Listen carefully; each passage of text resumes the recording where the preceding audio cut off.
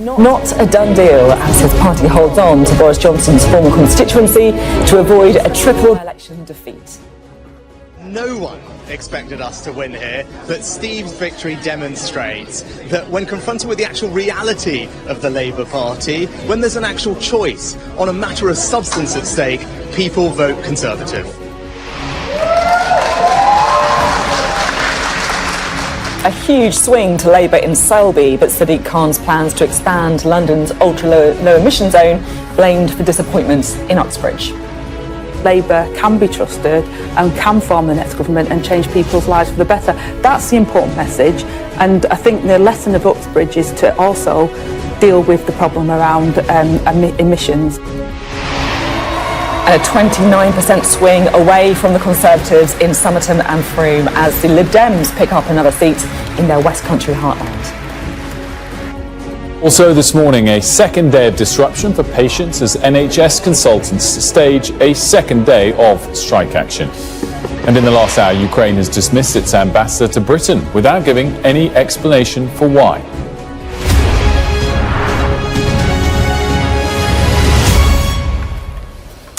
Hello, good morning from Westminster. Rishi Sunak says the Conservatives' by-election victory in Uxbridge proves that the next general election is not a done deal. The Conservatives held on by less than 500 votes in Boris Johnson's old seat, and those 500 votes gave the Prime Minister some political cover in what was otherwise a very difficult night. The Tories lost two previously safe Conservative seats, with Labour and the Lib Dems overturning majorities of around 20,000 to claim a constituency each. Westminster's been acting like the next election's a done deal. The Labour Party's been acting like it's a done deal. The people of Uxbridge just told all of them that it's not. Now, no one expected us to win here, but Steve's victory demonstrates that when confronted with the actual reality of the Labour Party, when there's an actual choice on a matter of substance at stake, people vote Conservative. Great. Prime Minister, you had two bruising defeats last night, and yes, a narrow win here, but this campaign, we barely mentioned you or your five priorities. It's not really a cause for celebration, is it? Well, I first of all want to say a massive thank you to all our candidates and hard-working activists. They've been doing a brilliant job over the past few weeks. And look, by-elections, mid-term for an incumbent government are always difficult. They rarely win them. The message I take away is that we've got to double down, stick to our plan and deliver for people. That's what I heard when I was out on the doorsteps. And that's what we're going to do. We're going to work incredibly hard, deliver on our five priorities and earn people's trust for the next election. Rishi Sunak there saying that what happened in Uxbridge means there is hope for the next general election. Well, let's have a look, shall we, at last night's results in a bit more detail. We'll go to Selby first. In North Yorkshire, a huge swing saw a historic win for Labour, claiming the traditionally safe Conservative seat of Selby and Ainstey. Labour enjoyed a 46% share of the votes in this constituency. That is 12% more than the Conservatives. And that means it was a 21.4% gain for Labour in terms of vote share. That is the largest majority overturned by Labour at a by-election since 1945. 25-year-old Keir Mather will become the youngest MP in the Commons, unofficially known as the baby of the House. Over the past few months, speaking to hundreds of people on the doorstep, I've encountered so much hardship. Hardship made worse by 13 years of negligence and complacency from the Conservatives. Today, that changes. At just 25 years old, the youngest MP in the House. Now, West Country, the Lib Dems also inflicted a thumping defeat on the Conservatives. They took the constituency of Somerton and Frome. Let's have a look at those results. The Lib Dems won with 54.6% of the vote, and that represents a 29 percentage point swing, which saw a 19,213 Conservative majority turned into a majority of more than 11,000 for the new MP Sarah Dyke. I mean, that really is some swing, isn't it? While families struggle to put food on the table or pay their mortgage or simply see their GP, this government is too busy being a circus of chaos. Well, the people of Somerton and Frome have said it loud and clear tonight: enough is enough. But Rishi Sunak was spared the prospect of becoming the first Prime Minister since 1968 to lose 3 by-elections on the same day because the Conservatives did hold on to Boris Johnson's former seat of Uxbridge and South Ruislip. Steve Tuckwell secured 45.2% of the vote, winning the seat with a majority of just 495, so very close. This is down from the 7,210 that was secured by Mr Johnson in 2019, and the Conservative share of the vote fell by 7.5%, but not enough, though, for them to lose the seat. This message from the Uxbridge and South Ruislip residents is clear. Sadiq Khan has lost Labour this election in his...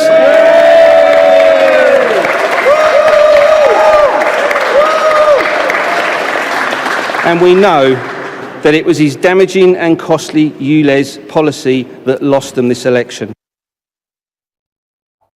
Well, you can see there the winning candidate saying that it was all because of Sadiq Khan, the London Mayor's policy of the ultra-low emission zone. And speaking to us earlier, Labour's Deputy Leader Angela Rayner, she acknowledged that winning the Uxbridge seat was always going to be a stretch because of the expansion of that ULEZ zone, championed by the Labour Mayor Sadiq Khan. It was one of the key issues that brought her party down at the ballot box, she said. In 1997, when we had one of our biggest victories at that general election, we didn't win Uxbridge, so we knew it was going to be a stretch to get there. And obviously there was a local issue around the ULEZ charge and the level of scrappage for people to be able to do the right thing, and that's something we need to reflect on. But I think if you put that in the context of 13 years of Conservative failure and cost of living crisis at the moment, people were just like, we cannot accept another cost on top of that without the appropriate scrappage so that they could do the right thing. I think people acknowledge that there is a problem and we need to have clean air, and the Conservatives were the ones that started the ULEZ scheme and put us on this track. But both Labour and the Conservatives now need to really reflect on that and come up with a scheme. The Conservatives need to, while they're in government, that will help people make the right decision, because this isn't just about London, this is coming to towns and cities across the whole of the United Kingdom. We can't the world and get off. We know there is a problem with climate change. We've got international obligations as part of that.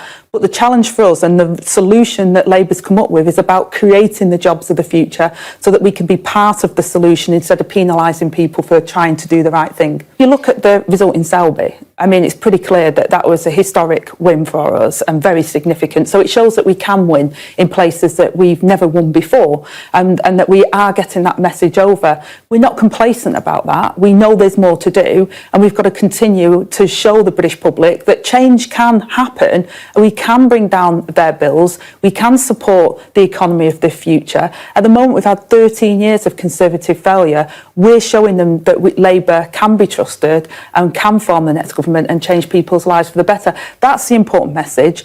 And I think the lesson of Uxbridge is to also deal with the problem around emissions and making sure that we have a proper scheme that will allow people to make the right decision. Angela Rayner there reflecting on that Uxbridge result. It does sound like Labour are going to be thinking a little bit about how to respond in particular to those concerns over the ULEZ. Right, let's give the seats, shall we? Our political correspondent Tamara Cohen is in Ruislip in West London, and Rob Powell is in Frome in Somerset. Good to have you both with us. Tamara, no surprise to see the Prime Minister hot-footing it to where you are. It's a bit of a welcome relief for him, I guess.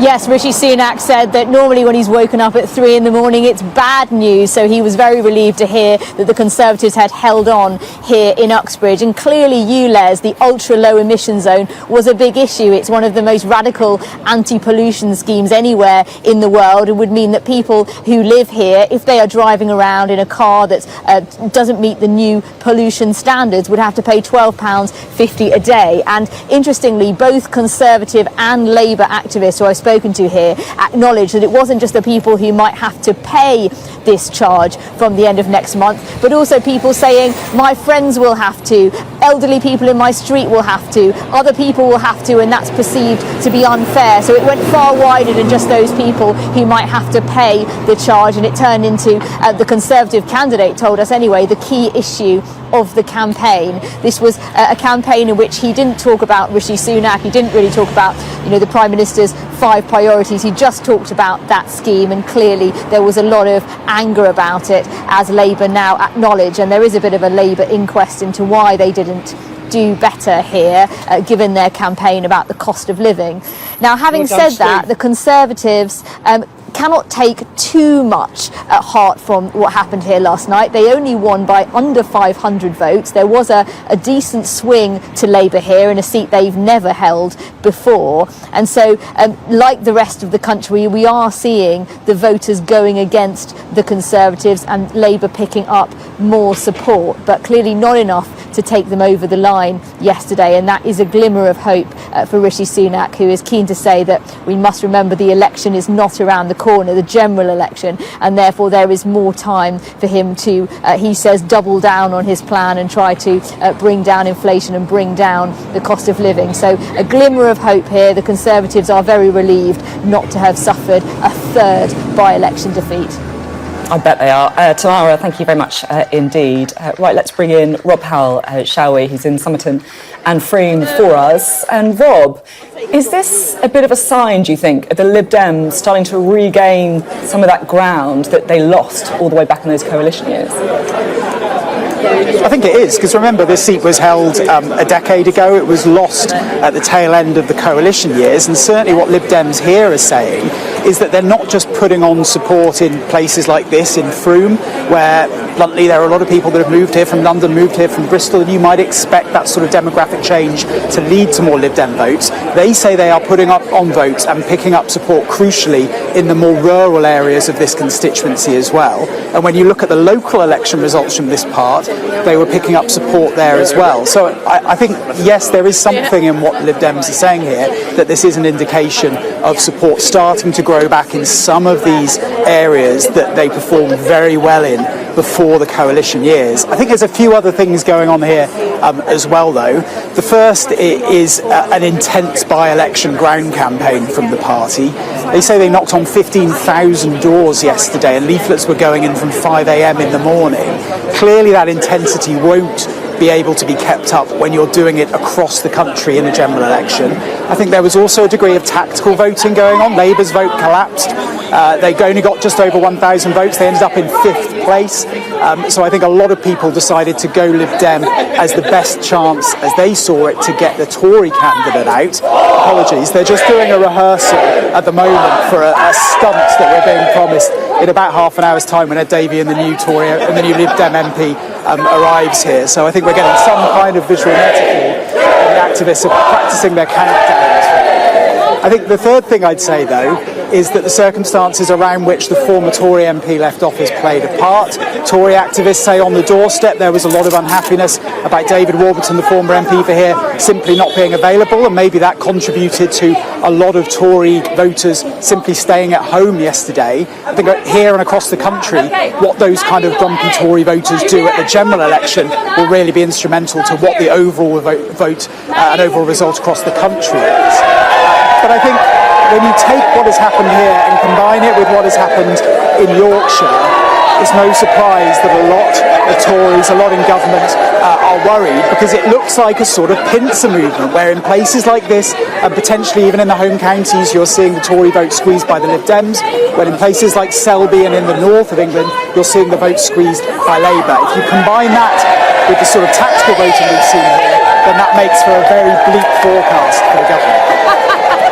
Rob, I absolutely love the fact they're practising cheering there. Maybe they just really like your live. What do you think? Great reception for you, Rob, there. Thanks very much. We'll have more from Rob later in the programme. But we can go to Ali Fortescue, who is in Selby in North Yorkshire. And Ali, I have to say, Labour must be pretty pleased after what's gone down where you are. Yeah, definitely. You know, for Labour, this was a big story of the night, no doubt. We've heard all the figures, a record for the majority overturned by the Labour Party. 20,000 majority was what Nigel Adams here had a couple of days ago. Now it is a 4,000 Labour majority. Also, worth saying, a record, of course, for the youngest MP in Parliament, 25-year-old Keir Maher. And we actually just spoke to his mother. She was walking past. She looked slightly bleary-eyed. She'd been up all night at the count watching her son. She said she screamed. She thinks she reached 95 decibels when he won at 25 years old and became an MP. She said she's very proud of him, but not surprised, and that he's very unassuming, and she tipped him for the next Prime Minister. So those are the words of a proud mother in Selby today, but obviously a big disappointment for Rishi Sunak. From the conversations I had with people in Number 10, it felt like this was really the seat that they were the most worried about, not just because of the numbers. It's not all that far away from Rishi Sunak's North Yorkshire constituency of Richmond. He was here himself as part of the campaign, and these are the sort of seats really that Conservatives obviously need to be holding on to. It's pretty solid Conservative ground round here. There's also those kind of red wall voters that come into it as well, that the party won over in 2019, and this is a seat that has been Conservative since it was created a decade ago. So a bad night undoubtedly for the government. The sense you get speaking to people here is they wanted to punish the Conservative Party. There's certainly some anger over mortgages, lots of homeowners here, but particularly what comes up is Nigel Adams, the former Conservative MP, the way that he resigned. There is anger about that. They wanted to punish the Conservatives. They definitely did that last night. Yeah, they certainly did. Ali, thank you very much indeed. Ali Forsky there. We're joined now by our political editor, Beth Rigby, and our election analyst, Dr. Hannah Bunting. So we get a bit more reaction and analysis about what is going on, about what we can extrapolate from the results. Beth, what is your sort of takeaway about where we are? If we zoom now? out, if we zoom out from all the we've done the sort of nitty gritty. What's your take? I think the first thing I'd say that 2-1 versus 3-0 gives Rishi Sunak a little life jacket this morning in the wash-up of the by-elections. It wasn't clean in that sense. He didn't lose all of them. But if you speak to Labour and if you speak to the Lib Dems, what they would argue is it might not be clean, but it is crystal clear in the races in the south and in the north. They reflected the national polls. It signalled that the Conservatives are on track to lose a general election. Yes, of course, they're by-elections and they're distortive, but these were huge swings. Like if you look at Selby, it was a historic win for Labour, the biggest swing in a by-election on record, 23.7%. Sorry, the second biggest swing on record, 23.7%. Only second to Tony Blair taking Dudley West back in 1994. And the record breaking is that they overturned a 20,000 Conservative majority. So that is huge. I spoke to a very, very senior person in the Labour Party this morning, and they said to me, Selby shows that if we get it right, we can win anywhere. It's a huge result. So you could argue if you were Starmer on the back of that, we're in Blair territory. We're doing what Blair did between 92 and 97. And then if you move down to Somerton for the Lib Dems, it's the fourth by-election that they have won in that 1992 to 97 frame. So when you look at the patterns, you say to yourself, is this going to be the run-up to another seismic election in which there could be, a change of power after a long period of time? The final thing I'd say about it is that for the Conservatives, it shows, and this is something Labour acknowledged to me, that Uxbridge shows support's conditional. It shows that Keir Starmer has to be very clever and clear not to be too radical and alienate voters and really attack with what they want. For the Conservatives, they'll think, actually, is there a way we can destabilise in a general election by going on single issues or by going on issues that are wedge issues, that are divisive issues that destabilise Labour? So there's something for the Conservatives to cling on to, but I think that Starmer, despite what happened in Uxbridge, will be feeling very, very confident and in fact emboldened today. And actually a lot of those Conservative MPs looking at their own majorities, looking at a 20,000 majority overturned, we're feeling pretty nervous. And we'll have lots more from Beth in the morning as well. Hannah, Beth was talking a bit there about, is this the signs that we could see another seismic election? What's your take on that? Yeah, nothing is a done deal, and that's exactly what Rishi Sunak has been saying, but definitely the evidence is looking like we are heading towards at least the Conservatives not being the majority party. Whether Labour can get to a majority is another thing. They would need swings like they have performed yesterday, But those are by-elections.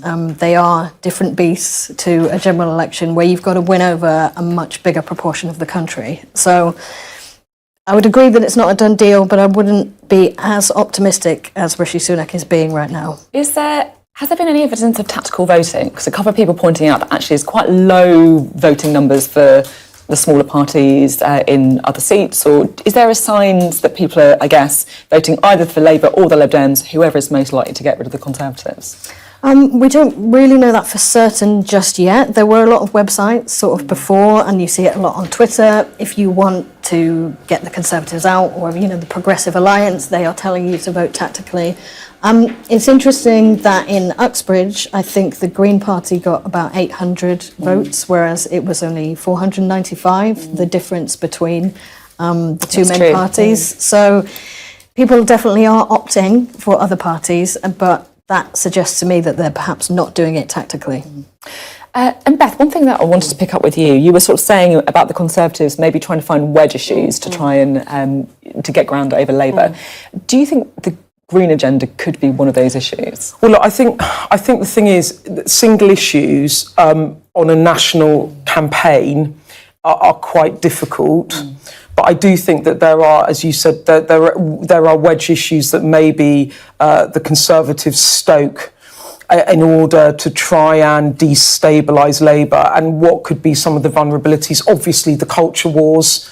That's something where Keir Starmer has struggled. I was talking to actually someone very senior in Labour the other day, and they said we have to have clearer lines on this in order to not alienate voters. On the Green stuff, you and I were talking about this actually before we came on air, because Labour are promising up to £28 billion a year over the next Parliament to borrow. That's over £100 billion of borrowing to invest to have clean energy. So that means all of your electricity generated from renewable sources by 2030.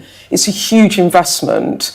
And I think the EULA's issue showed that at times when public services are perhaps not working as people would want, or they're really struggling with the cost of living, saving the planet and environmental issues and greening the economy, it's not an immediate thing voters need or want, and therefore it can become quite sticky. And politically, you always have this difficult balancing act between what's in the interest of the greater good in the long term in terms of climate change, and then how do you bring people with you? And I do think that this could be an area that gets quite hot. I think for Labour, the issue will be how they can tie their green investment plan to jobs and growth and make it attractive for people. I think you're right. I think that could be an area where they're vulnerable. And the final thing I'd say about it, Sophie, is all of the stuff we've seen this week on fiscal discipline from Keir Starmer picking a fight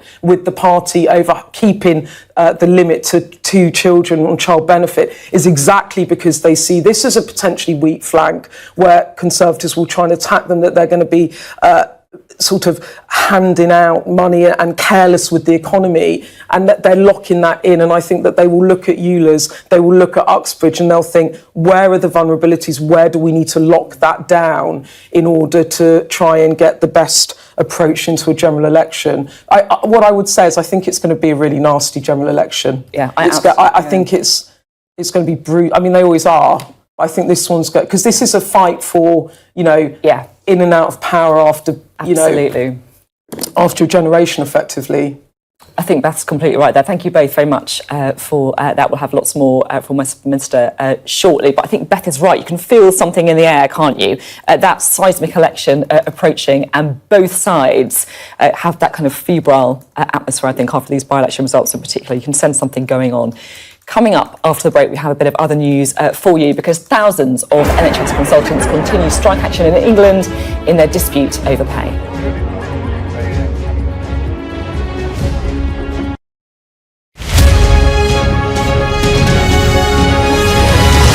I'm Martha Kellner, and I'm Sky's US correspondent based here in Los Angeles. It's turning everybody into, Hi, Jane. How are you? Nice to meet you, sister. How you doing? Lady to Lady is here again. I watched your testimony on the other Lady to Lady. Do you mind sharing it with us? Hi. Lady to Lady 2023 is here again in June. Sorry, in July. I came into London in December 2015. I have been trusting God for the fruit of the womb for over 7 years. And when I came, I saw ladies who God has given babies. Difficult situation, but God answered them. And I had to hug these ladies. I had to hug them because when I saw it, I was like, this is it.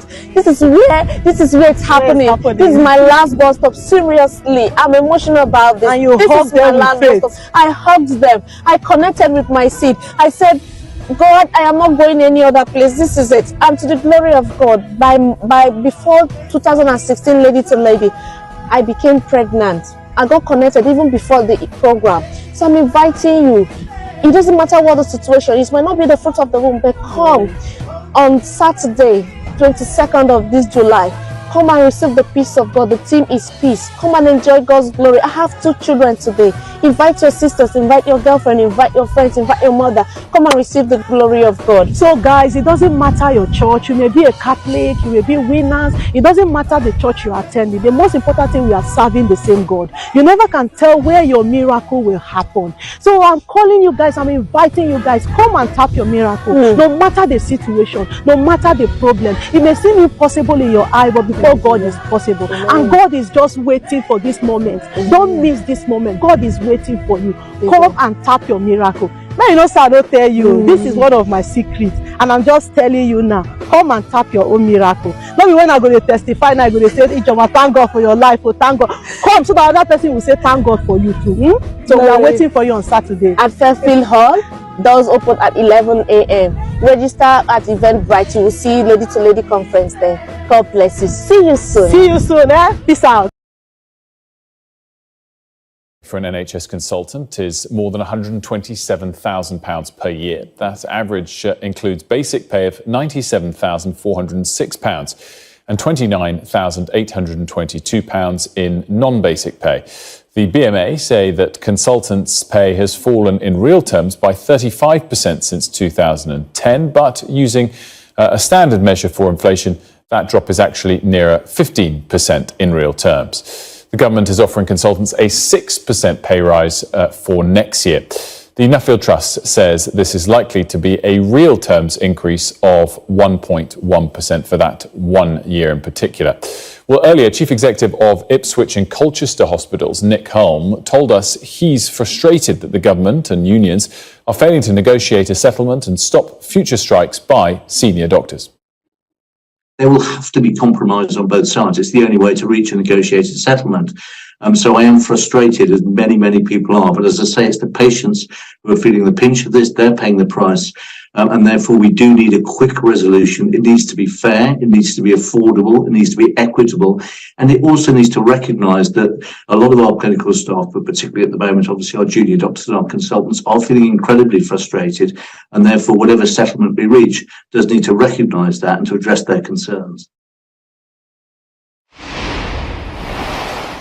We're just going to take you to Somerton and Frome because there is the triumphant Ed Davey, the leader of the Liberal Democrats, basking in the glory of his by-election win there in Frome. We heard them cheering, didn't we, a little earlier, and now they're cheering for real because he's in the West Country, wow. Lib Dem leader. I'm really starting to like by-elections. Cheshire and Amersham, North Shropshire, and then Tiverton and Honiton, and now the amazing Sarah, the new MP for Somerton and Frome, with an 11,000 majority. My friends, what we achieved here is nothing short of spectacular. And what's particularly exciting for me is to see the Liberal Democrats winning again in our old Liberal heartlands in the southwest. May last year, Somerset Council.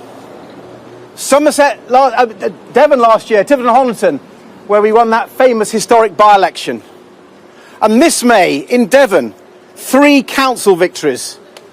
And now here in Somerset with our historic by-election victory. You know, the trend was clear. The trend was clear even before last night. But now it's certain. The Liberal Democrats are back in the West Country.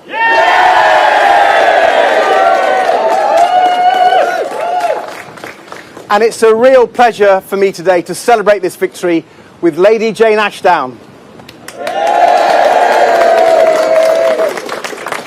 Paddy would have been so pleased and proud of our result last night. And I've spoken to a lot of people in this by-election across Somerton and Frome, indeed in the local elections this year across the country. And people are angry. They're angry while they're working hard to make ends meet, angry while they're trying to get a GP appointment or a dentist for their child. The Conservatives are so out of touch, they've not even noticed. They're fed up of these Conservative clowns in their political circus not helping people. And that's why thousands of lifelong Conservatives are switching to the Liberal Democrats. Why thousands of lifelong Labour voters have lent us their support to beat the Conservatives. And I think it's why people from all backgrounds, all walks of life, are turning to the Liberal Democrats. They see that we're listening to them and we're fighting for a fair deal for them. Last night, the people of Somerton and Frome spoke for the whole country, and they sent a powerful message to this appalling Conservative government. Ringmaster Rishi is out of ideas, he's out of touch, and he is out of excuses. It's time for his shameful spectacle to end. It's time for a general election to end this Conservative circus. It's time to get these clowns out of number 10.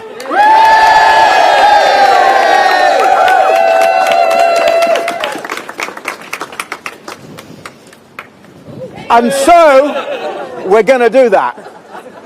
What you've all been waiting for. So here we go. Let's hope it lights.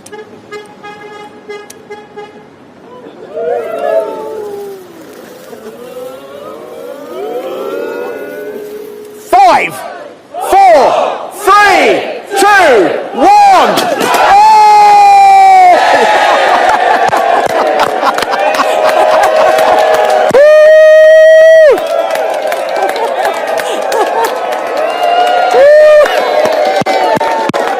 Like that? I did like that. Brilliant. Thank you so much. Hi, how are you? Thank you for coming. Hi, how are you? Very well. So good to see so many of you. Well done. Well done. Oh my goodness. Wasn't sure what was going to come out of that cannon there. Ed Davey, leader of the Lib Dems, saying they are back in the West Country. Posing there with Sarah Dyke, the victorious candidate, councillor with a farming background, and she has taken that seat, overturning a 19,000 Conservative majority with a 29% swing. And the reason that they are beaming like that is because this is a seat where the Lib Dems had a history before the coalition years. And if they start to rebuild in areas where they haven't had a presence really since those coalition years in 2015, then the Conservatives really could be in trouble at the next election. Ed Davey there. Get these clowns out of number 10, it says on that blue cannon. What an extraordinary stunt there by the Lib Dem leader. You can see there the chant, Sarah, Sarah. They've had a string of successful by-election results. The Lib Dems, oh, there you are, kissing a baby, classic by-election photo opportunity there. The Lib Dems have done pretty well in a few by-elections recently in the Blue Wall, those south seats where they're hoping to make ground across the country, and now in the West Country. Again, it's an area where they've had a presence before. It's one of these seats where they previously did hold it, and you can see there that is the new election picture in Somerton and Frome. Sarah Dyke of the Liberal Democrats 21,000 votes, and she's actually got a pretty chunky majority there, beating the Conservatives into second place with 10,000 votes. And you can see there the other parties really, no one even getting their deposit back. Very, very low voter turnout there for the other parties. So the Lib Dems really mopping up there. Let's have a look at the share, shall we?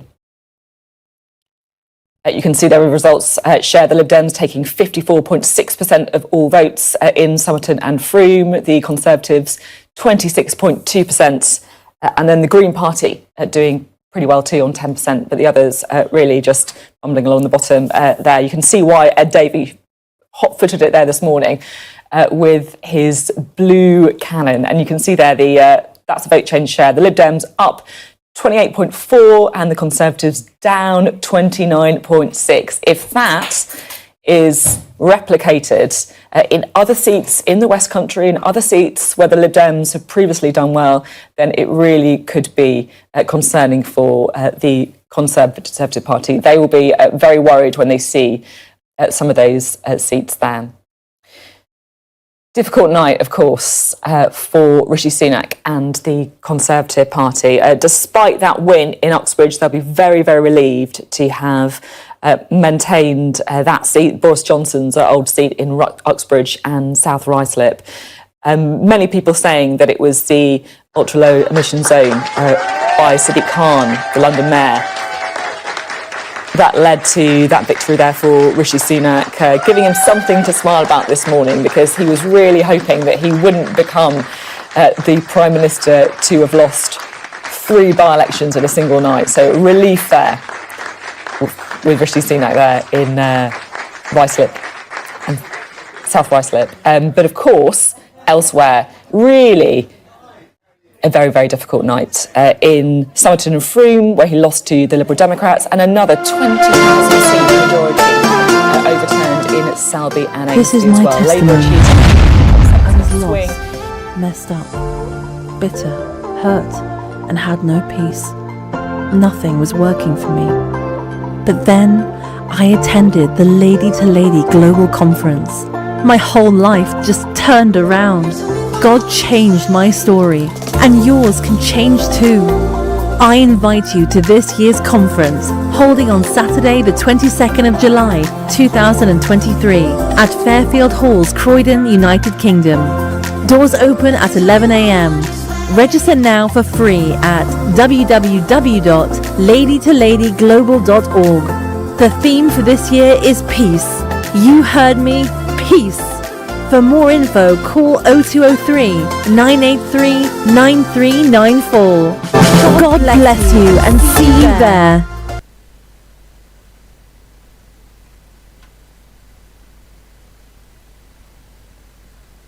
Hi guys, this is your friend Uruj from SendWave. SendWave is a money transfer app that is used by people all over the world to send money to their loved ones in Africa.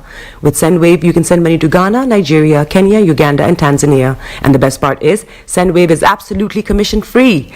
Our exchange rates are excellent. You can see for yourself by checking them out on our website. So how do you use SendWave? SendWave is an app that you can download onto your phone from the App Store or Google Play Store. The app is free to download.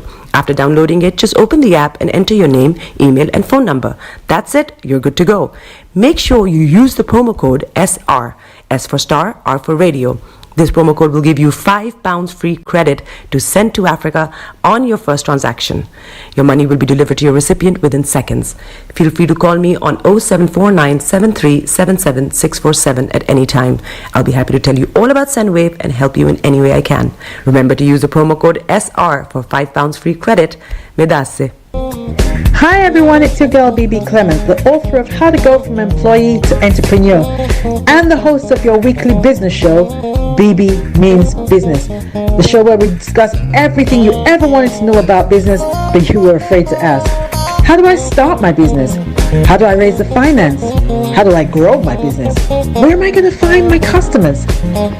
Join me every Tuesday at 1:30 p.m. on Starr Radio UK to get all the information and tips that you need to become a successful entrepreneur and become financially free. Remember, don't let life dictate to you. Rather, put your signature on life.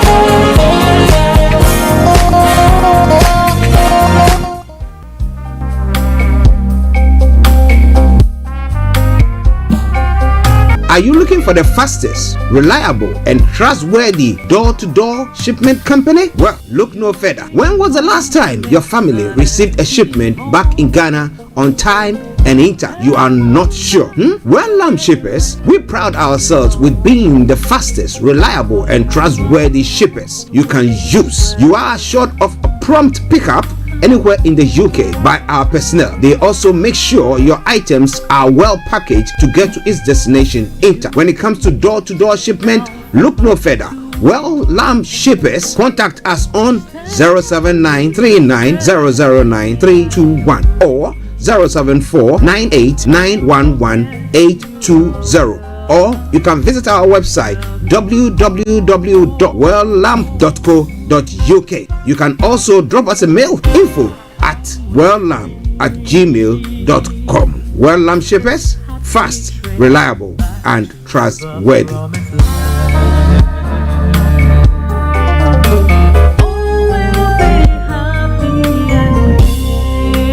Hi there. Are you dreaming of owning your own house in Ghana? Then you will need a well-documented piece of land that is free from troubles. I highly recommend My Africa Property for any size of land that you will need. With My Africa Property, lands are available in Pram, Sopoli, Tohenia, Ogome, Dodova, Winneba, and many other locations at affordable prices. These locations are about an hour away from the airport, only 35 minutes from the motorway, 10 minutes drive from Central University College, 10 minutes drive to the beach, and close to Pram Senior High School and Ghana Men's Soccer Center of Excellence. For more details, visit our website www.myafricaproperty.com or call our UK office on 0208 123 2523. For our US and Canada offices, call us on +1 585 184 994145. You can also email us at ghana@myafricaproperty.com. Tune in to On Point here on Starr Radio UK with Empress Regina every Monday at 5 p.m. GMT. Looking forward to your company. Check me out. He tells me my energy is making him tired. Yes! How do you get the energy to do I've been told that I have a lot of energy, but my goodness, I think today I have met my match, people. I have met my match, Miss Suzanne. Wow, amazing. One of the things that's the start of the darkness. Of darkness. So what did that myself and the world will adjust. And 2019. Forget the proverbial boardroom. Join me, Simone Frazier, on The CEO, the program that gives you the driving seat over your life. Every Tuesday, 8 p.m. only on Starr Radio. Getting onto the property ladder has never been easy until now. Join us this and every Thursday from 7 p.m. to 8:30 p.m. live on the Property Hour Show on Starr Radio UK, where we talk to mortgage brokers, property developers, estate agents, landlord, tenant, property consultants on how to invest or get into the property business and make money. You can't afford to miss this. The Property Hour Show is your best source into the property industry. Hi guys, this is your friend Uruj from SendWave. SendWave is a money transfer app that is used by people all over the world to send money to their loved ones in Africa. With SendWave, you can send money to Ghana, Nigeria, Kenya, Uganda, and Tanzania. And the best part is, SendWave is absolutely commission-free. Our exchange rates are excellent. You can see for yourself by checking them out on our website. So how do you use SendWave? SendWave is an app that you can download onto your phone from the App Store or Google Play Store. The app is free to download. After downloading it, just open the app and enter your name, email, and phone number.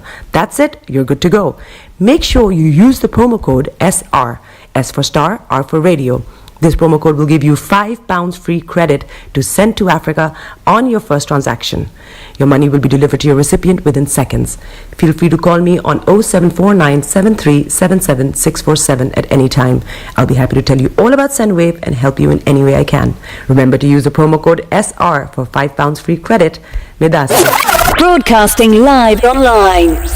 The coolest way to start. Hi there, this is CJ Buckman, your life coach. And whenever I'm in London, I listen to Starr Radio UK right here. But guess what? You can listen to wherever you are. The best radio show. Broadcasting worldwide, online 24/7. All around the world. In your car. At work. At home. On your smartphone. This is Starr Radio UK. Are you ready to turn it up? 10, 9, 8, 7, 6, 5, 3, 2,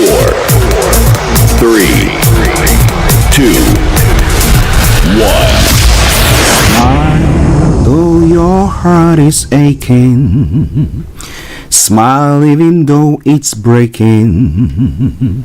When there are clouds in the sky, you get by. If you smile through your fear and sorrow, smile and maybe tomorrow you find that life is still worthwhile if you just smile. Hey, this is Archie and you are listening to Starr Radio UK and The Morning Show.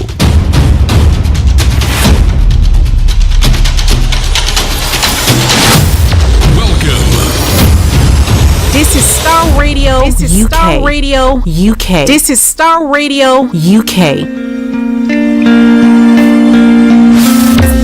Love for you runs deep. All of you makes my heart beat. You make a doubt they fade. Jesus, and that's what makes you great.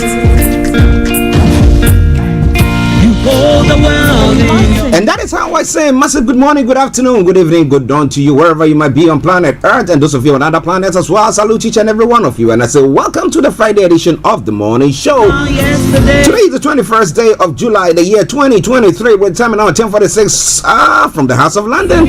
My apologies for the late start of the program. Yes. Let me say thank you to my able producer, Mr. Francis Guy, who is pulling all the strings and everything to make sure that the program comes to you perfectly. So once again, welcome, but let me say morning to my team this morning, Mr. Ft.Olayomi, Mr. Tabiri, CEO of GL Accountancy Services, and Mr. Francis Guy, my able producer. Also, let me say good morning to Felix all the way in Aberdeen, Kofi Ali Abdul Yakin, Mr. Malik Dramani Mahama, Dr. Martin, good morning to you, and Mr. David Croce, good morning to you, folks. And my brother Kwame, Charlie Kwame, Nwahechefio, Toyota. Master, good morning to you there as well. And to Eben all the way in South Africa, Chantel, and all you guys there, good morning to you. Also, let me say good morning to the one and only Bishop Adeshina. Bishop, good morning. Pastor Mo, good morning. Pastor Emmanuel Chidi, good morning. So you see the force behind the program. My goodness, I salute each and every one of you. Anthony Adedeji, good morning to you. Aziz, good morning. Olakole, good morning. Sam Maxwell, good morning. Moyua, I hope you're all doing good. Let me put it this way, all protocol observed. Welcome to the Friday edition of The Morning Show. Once again, if you don't know, now you know. I am the one and only. This is the morning show with Archie.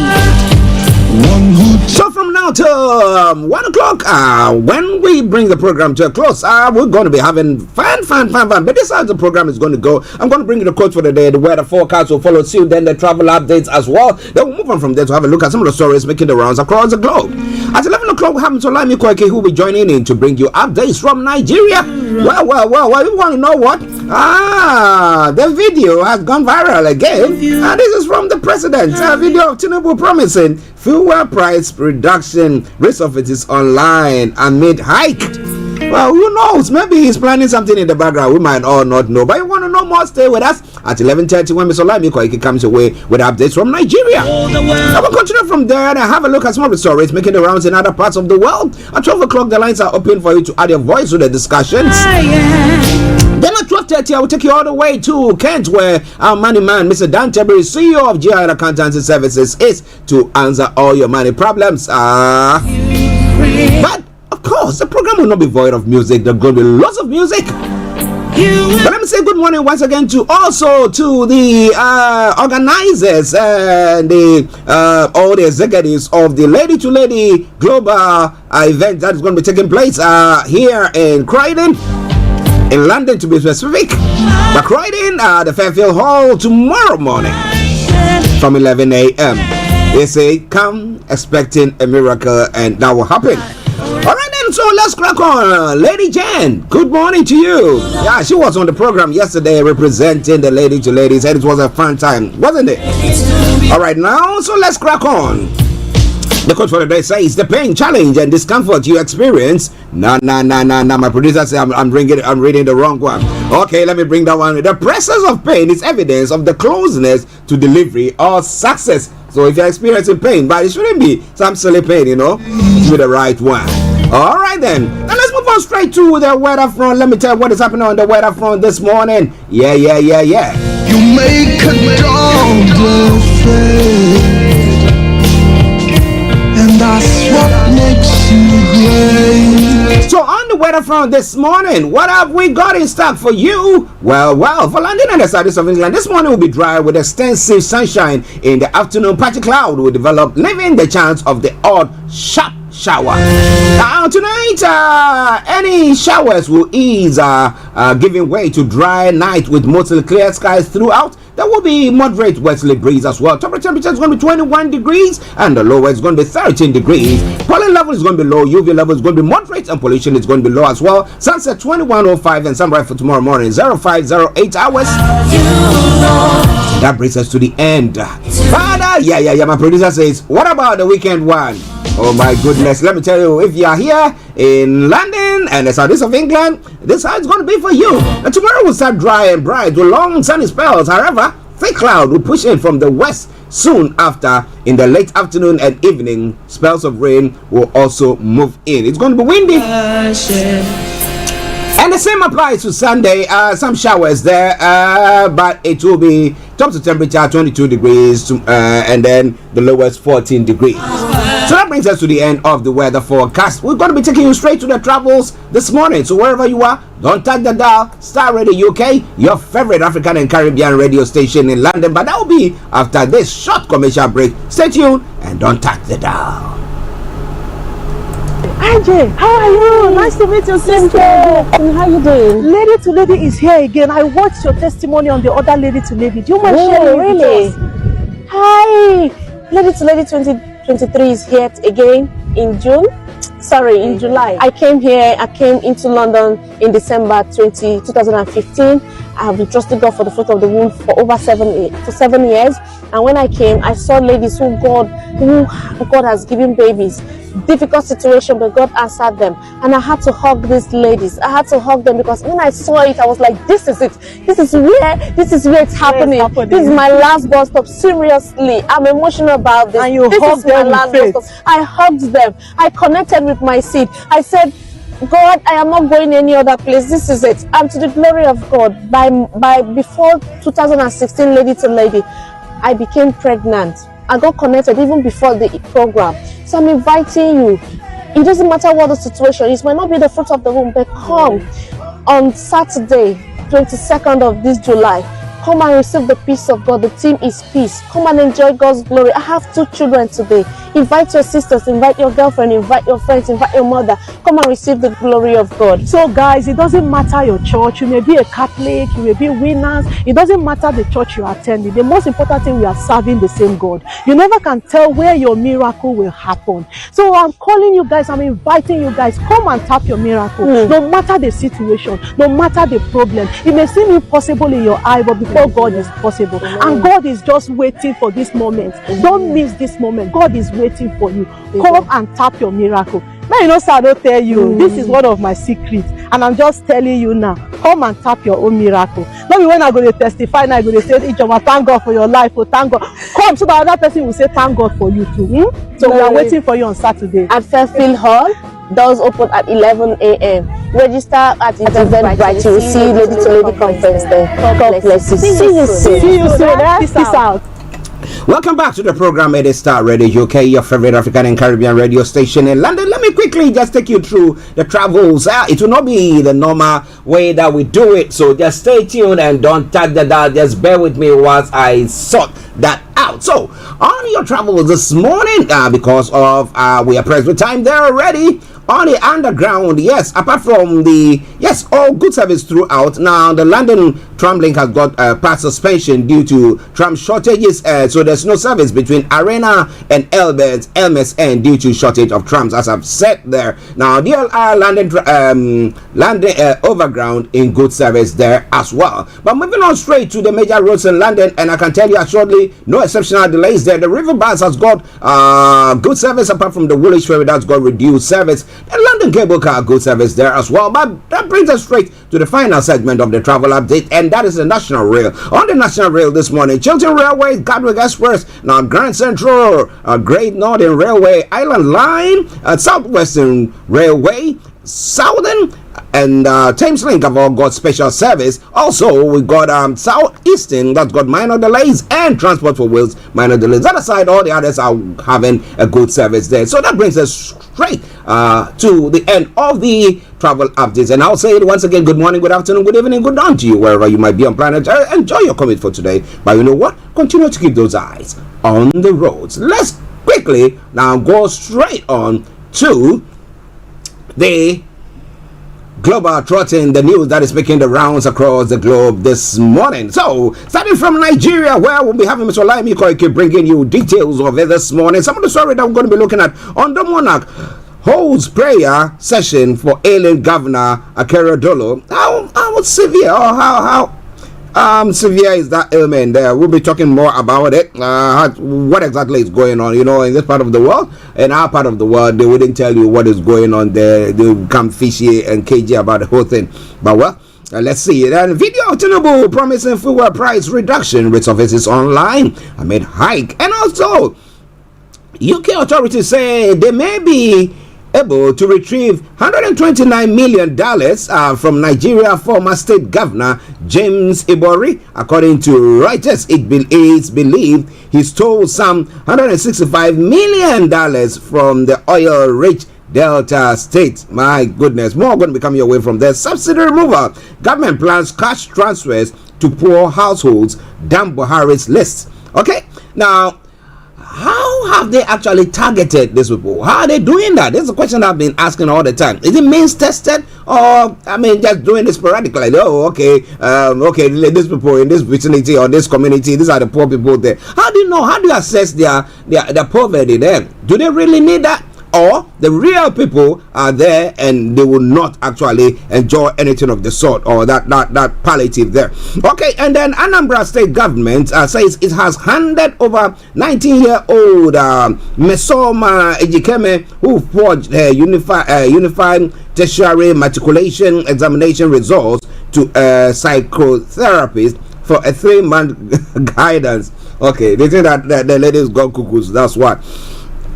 All right, now U.S. government indicts 3 Nigerians for multi-million-dollar money laundering, wire fraud, identity theft there as well. And corn rises to 800 naira per mudo.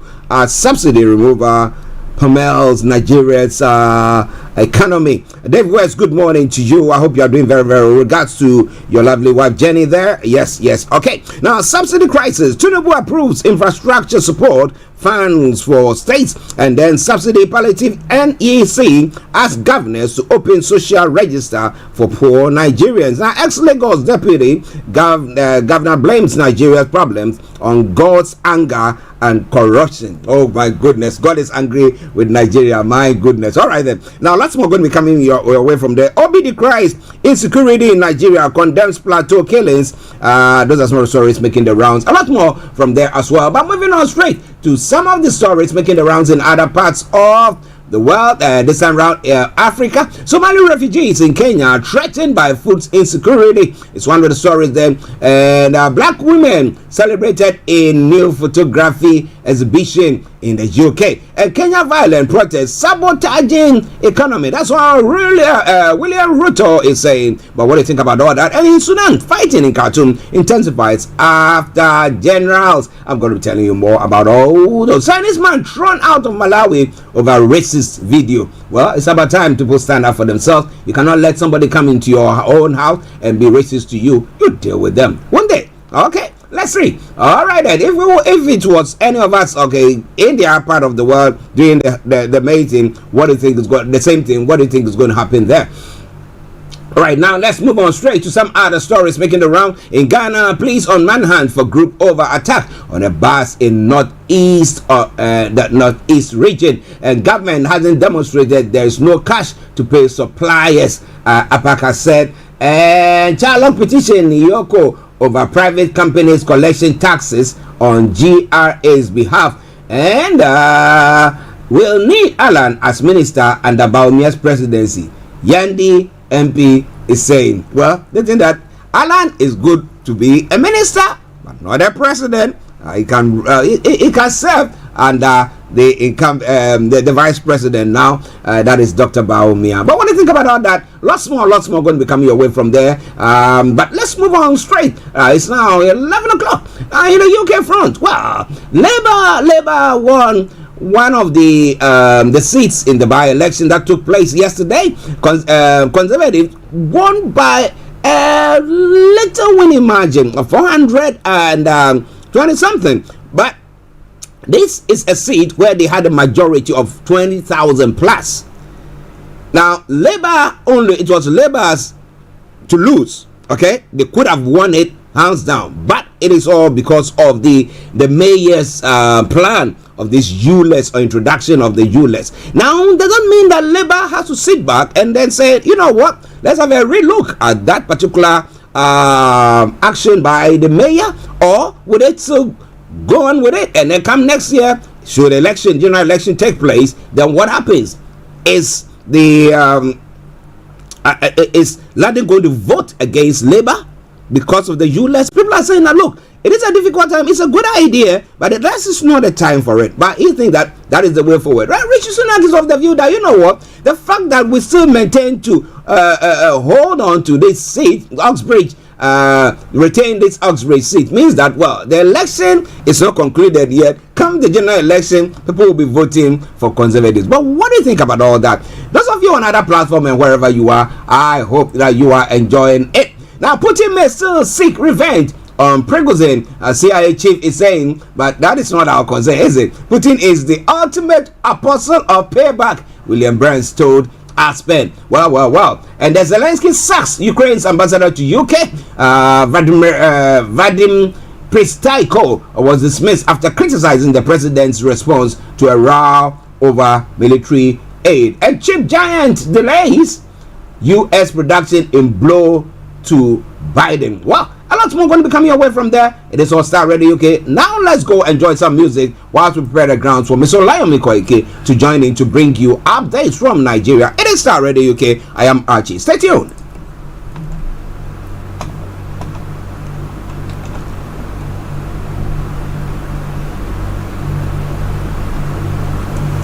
Okay, let's say this to you from Shadrach Mensah, and it says, "Beyond me, he looked beyond me." Who? God looked beyond me and showed me mercy. Enjoy it. I'll be with you.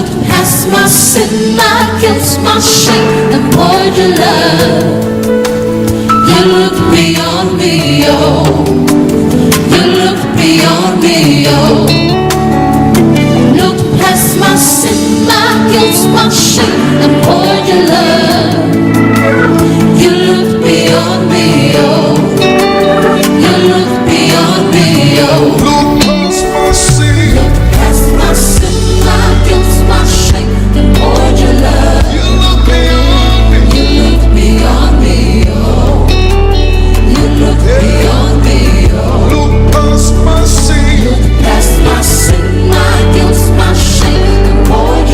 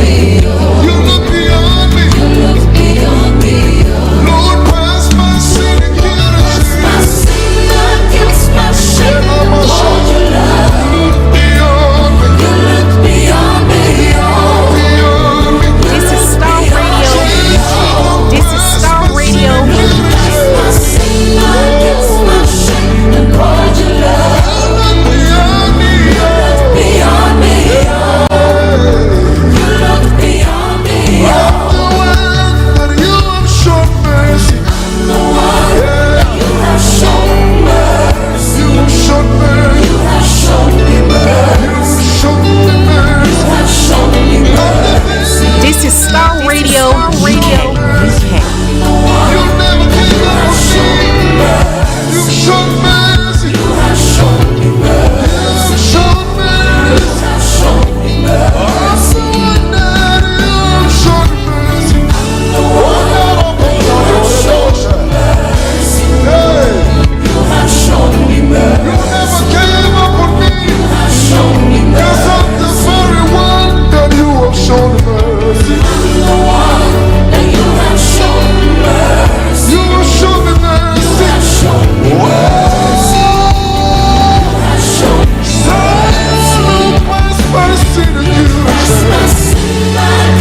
This is Starr Radio UK.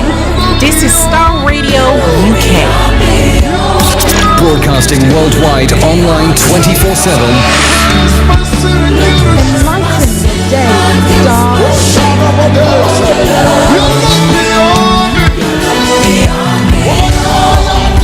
The coolest way to start your weekend.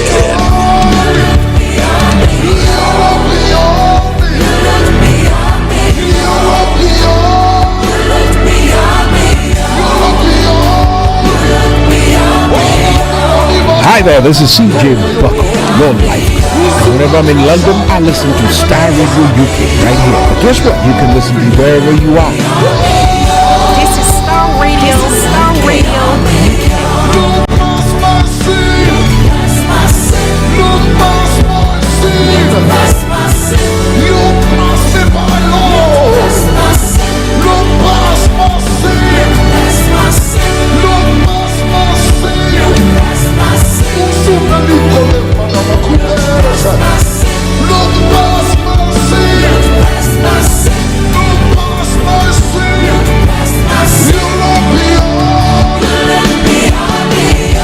Why he looked past my sins and showed me mercy, he looked beyond me.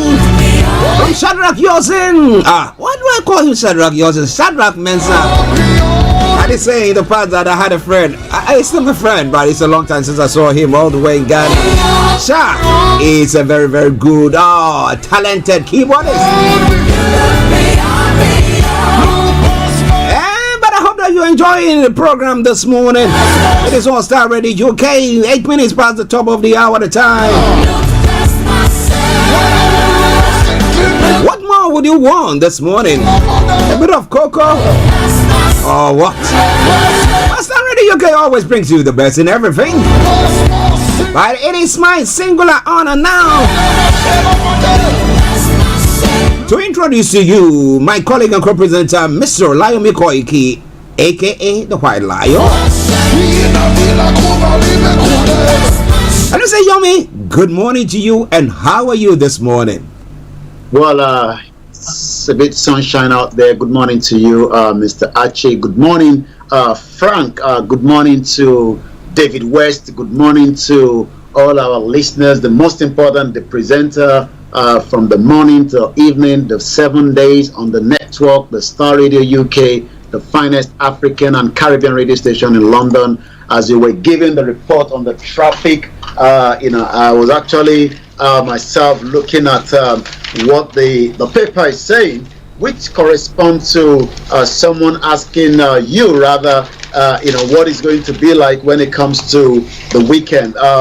There is going to be a lot of disruption, in the travel, according to the TFL. The TFLs always advise us, to plan, your travel, especially for the weekend. The most important thing is, last week, I had someone that traveled through Stansted, and there was a lot of disruption when it comes to, when they were going and when they were coming back. And that is because the ASFA on strike, the RMT. So on the 29th of July, the London Underground services will close early on Sunday.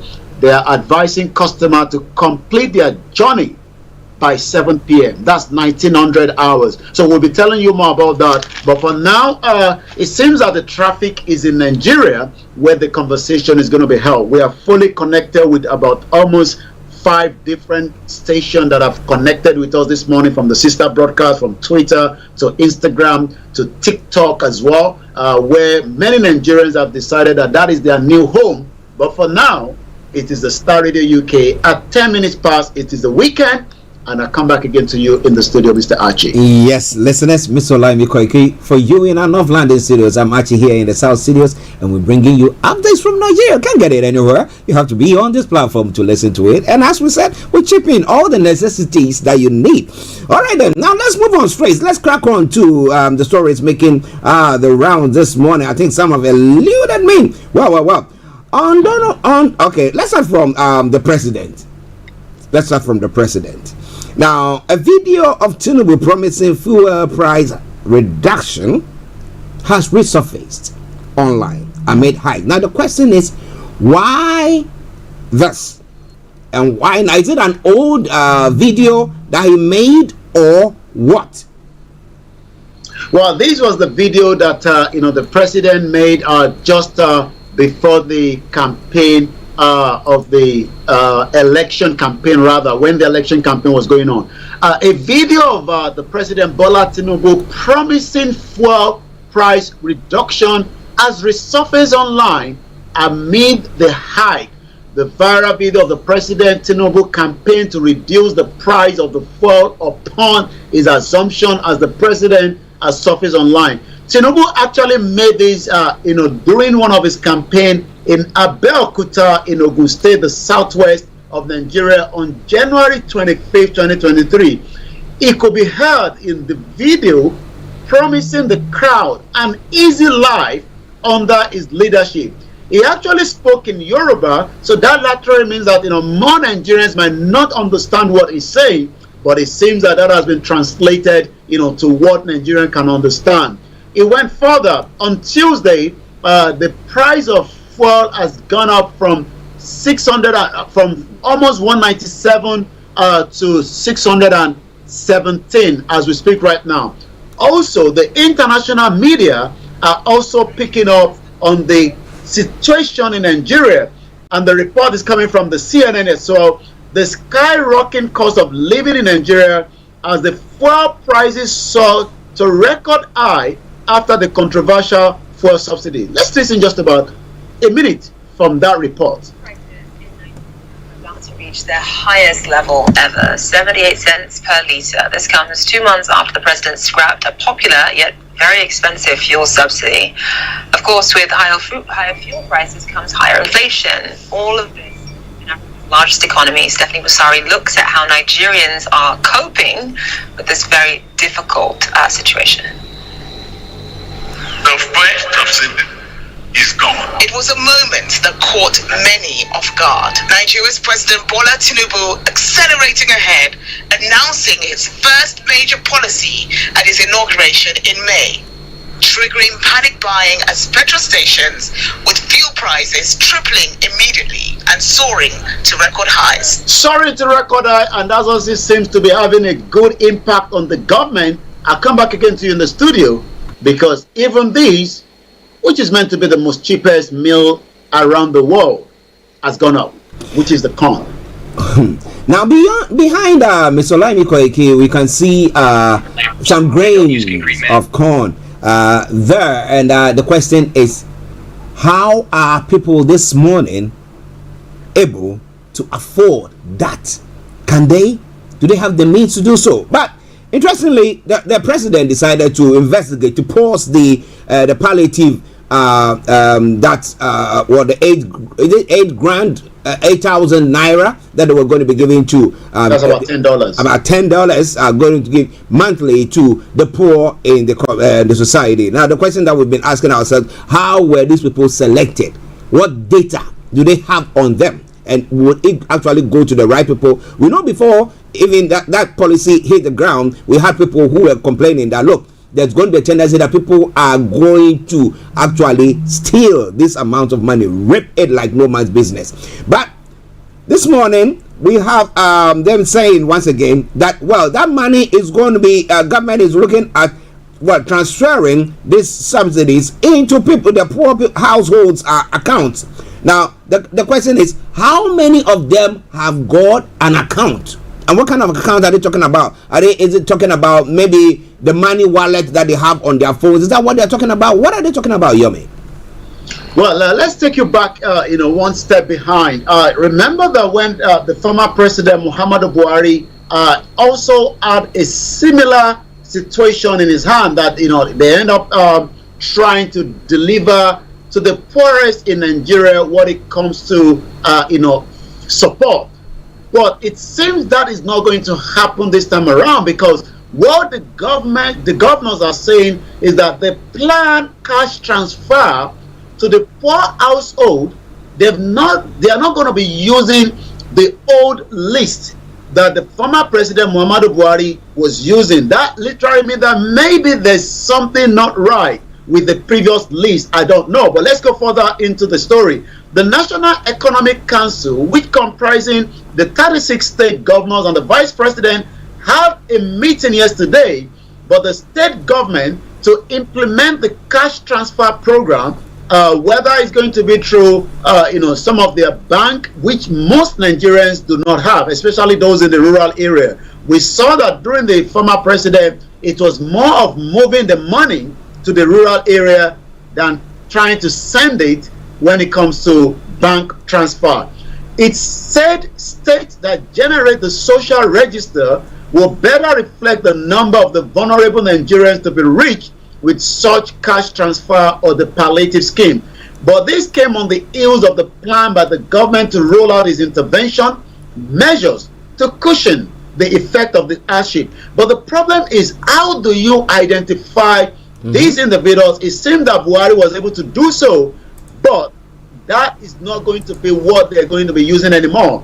How they're going to now manage who is who when it comes to the poorest among us in the society, according to the governor of Ogun State, Akwa Abiodun told the State House correspondent after the NEC meeting that was held by the Vice President Shetima and all the governors.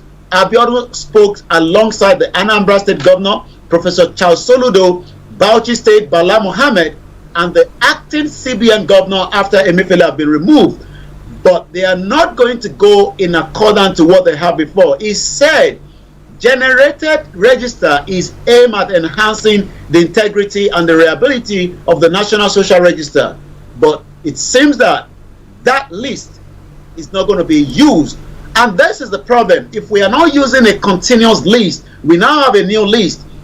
In UK, for example, every local government have who is who when it comes to the data of support, whether for benefit, whether for medical, whether for schooling. But Nigeria do not have this data, and the one that was used by the previous government won't be used by this new government. And this is why we continue to ask, who is who in Nigeria, and how many are we, when sometimes we're told there's 200 million Nigerians, because it doesn't seem to be a right data. Now, interestingly, listen to Starr Radio UK. It is quite a very, very dicey situation there, because the first question I want to find out from there again is that old list. When was that compiled? Do you have a clue? Well, the old list, like you mentioned, was compiled, during the period of Buhari. The decision to adopt the state-generated cash register means that the governor are dumping the existing National Social Register, which indicates the millions of Nigerians that are in that bracket. This has captured 61 million vulnerable Nigerians that are eligible. The government already have these 61 million, but even out of the 61 million, Bola Tinubu can only afford the 8,000 that is now going under review to 12 million. The question then is, what happened to the rest of the 50 million in that National Social Register? The governors explained that they proposed that each state must now begin towards implementing a cash transfer program based on their own social register from the state, not from the federal. Well, listen to Star Radio UK. Tons AJ, hey, good morning. It said, morning, White Lion. It's been a while, Tons. I hope you are doing very, very well. And Nigeria has not happened to you, as we say on this platform. But listen, it's Star Radio UK. Updates from Nigeria with Ft.Olayomi in our North London studios. I'm Archie here in the South studios. And we are looking at the stories making the rounds this morning. Well, interestingly, let's move on straight to something to do with this. But do you think that the new list that they're going to compile is it going to be able to capture the vulnerable proper? Do you have faith in the system that, definitely with what they're going to do, they'll be able to capture all those who are vulnerable in the society? Yomi. Well, let's go straight to Ondo State, where we have one of our correspondents, giving us an update that the price of the fuel as at this morning is 613 naira. That is it is AY King. Mm-hmm. It's one of our correspondents, in the state. Let's use Ondo State, as the example when it comes to this. Ondo State has how many local government? We have about 18 local government in Ondo State. We have the Akoko Northeast, Akoko Northwest, Akoko Southeast, Akoko Southwest, Akure North, Akure South, Eshe, Edo, Idonre, Ifedore, Ilaje. Ilaje has a good crude oil that has been extracted for decades, and that doesn't goes into the government coffer, because we knew that after the Tompolo security outfit stopped the vessel. The question then is, how do we put in the measures? How do we identify those in Okitikpupa, Odigbo, Ondo East, Ondo West, Oshe, and Owo, to be able to know how many of them are poor in each this local government? Remember that the local government in Ondo State, across the 774 local government, for decades, they've not been able to work in hand to make sure that those are going to be used in those local government will be able to give us the record that we are talking about today, because it has always been a compromised system by most of the governors. Okay, let's see. Because there's one of the stories that you put, and that is talking about the fact that the NEC, Subsidy Palliative NEC has asked governors to open social register for poor Nigerians. If they are able to capture it, that will be very, very good. It will be very interesting, because the needy in society will be catered for. Because we know that from time immemorial, the needy have been there, and we, those who are doing well, who have got the financial muscle, are the ones who are supposed to support them. Because we don't do so, then desperate times comes in, and they have to take desperate measures, and that results in all the stuff that we see. But we hope that the politicians are going to get it right. But whatever they are giving them, can that afford buying a whole is it a bowl of corn or maize? I don't know. It's quite a worrying thing there. But listeners, it is Star Radio UK. It is the favorite African and Caribbean radio station in London. Pastor Emmanuel Chidi, good morning to you, man of God, as well. Now let's move on to the corn issue. The corn rises to 800 naira per mudu as subsidy removal pummels Nigeria economy. The government is doing its best to see whether, doing that palliative and all that stuff, maybe will cushion the weight or for the poor in society. But if you talk about that mudo, how big is the mudo, the can, or what weight is it, Yomi? Well, according to the report, 3 weeks ago, the same model of corn was, is now sold at 800 naira, representing over 33.3% increment from 600 naira. These can be used for so many things. When we talk about corn, even those of us in UK and across the world, some of us have, cereals in the house. You will need the corn to be able to produce it in the large quantity. The skyrocketing price of the corn, one of the most popular grains consumed by Nigerians and also used for the animal feed, signal hunger as citizens are now grappled with the hardship occasioned by the removal of the fuel subsidy. During the 69th birthday of the colloquium in 2021 of the current President Bola Tinubu, they counselled the federal government on recruiting 50 million youth into the military, guess what? He also recommended they should be fed with agbado, the Yoruba word for corn.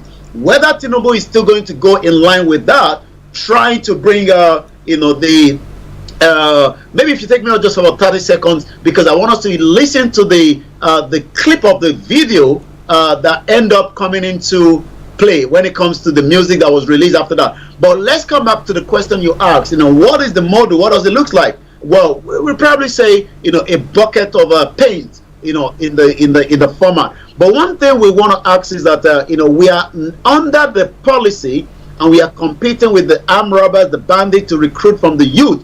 He's suggesting that the president then should recruit 50 million youth into the army. What are they going to eat?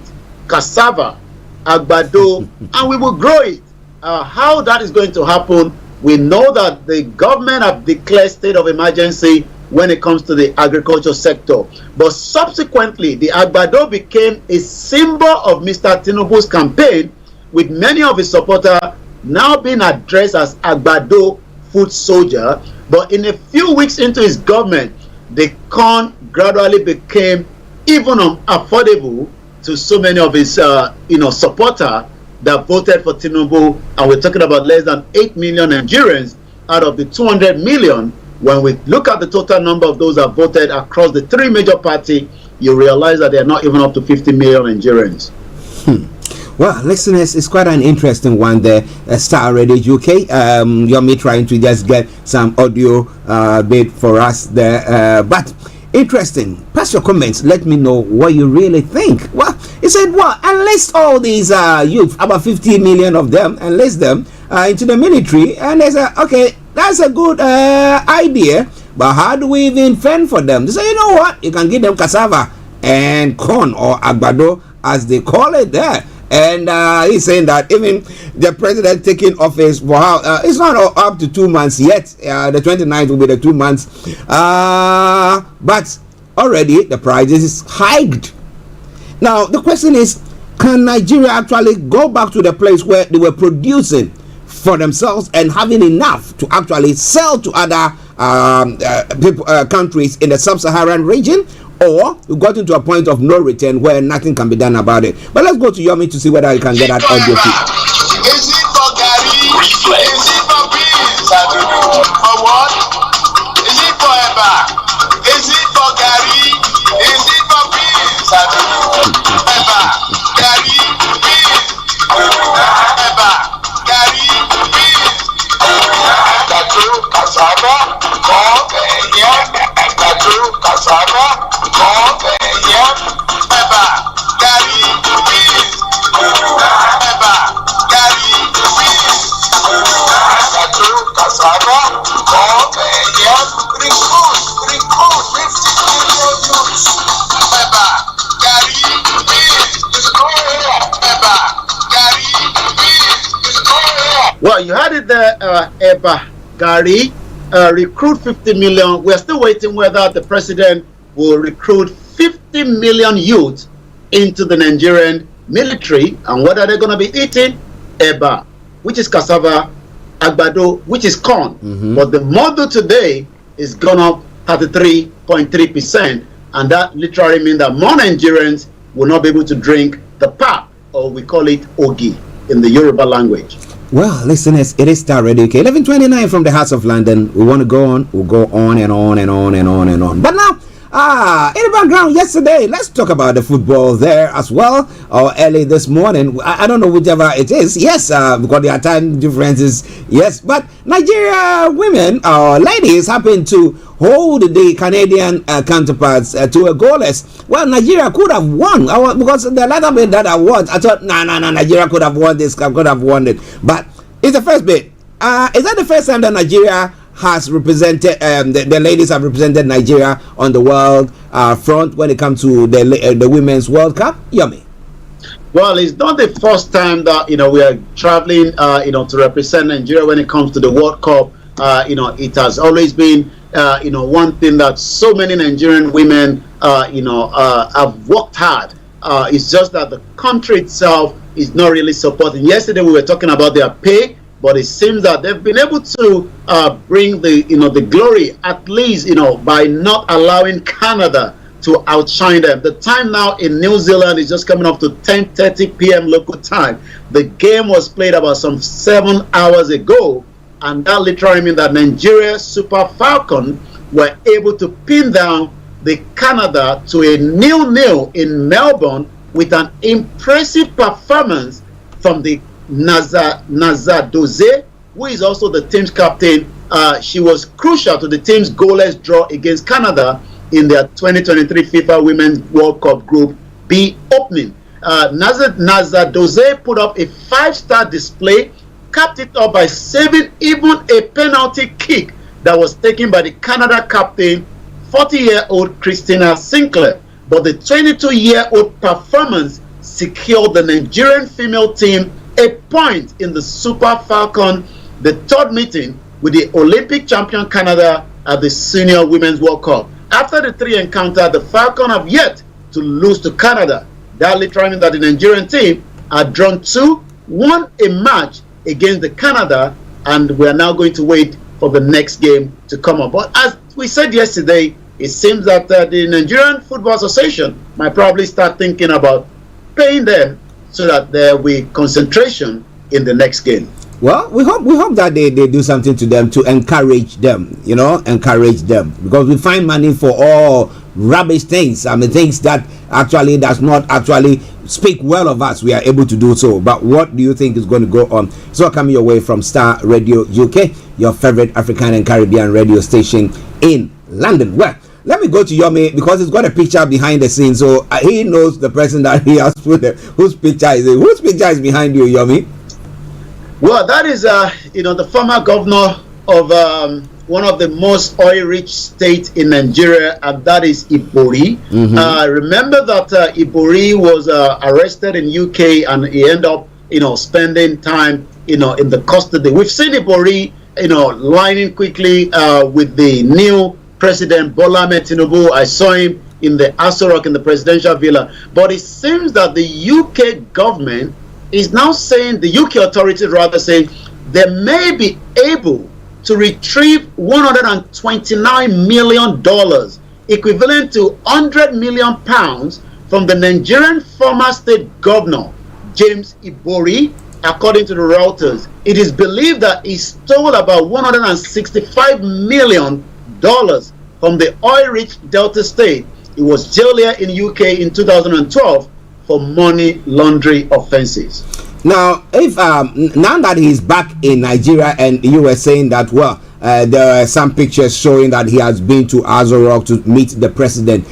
Doesn't mean that he's been pardoned, whatever. So now he has a good rapport with the current president, and therefore whatever the UK is trying to do, the UK authorities are trying to do, is just to bring whatever money. So he cannot come to the UK again, and that money has been confiscated by the UK authorities, and they think that they're going to release that to Nigeria, right? Well, the picture of Ibori surfaced on the 2nd of June 2023. Just in, according to that news, then Tinubu meets Ibori and Wike and Makinde at the State House. He has served his term. He has returned back to Nigeria, where he's presently living. He's now a big man, as we all know. That is what happened when people that steal the money, they end up going back, and then they've come back to become a big man. But the President Tinubu meeting the immediate past governor of the Rivers State, Nelson Wike, and the former governor of Delta State between the 1999 to 2007, where Ibori was able to steal to the tune of $165 million of the state coffer.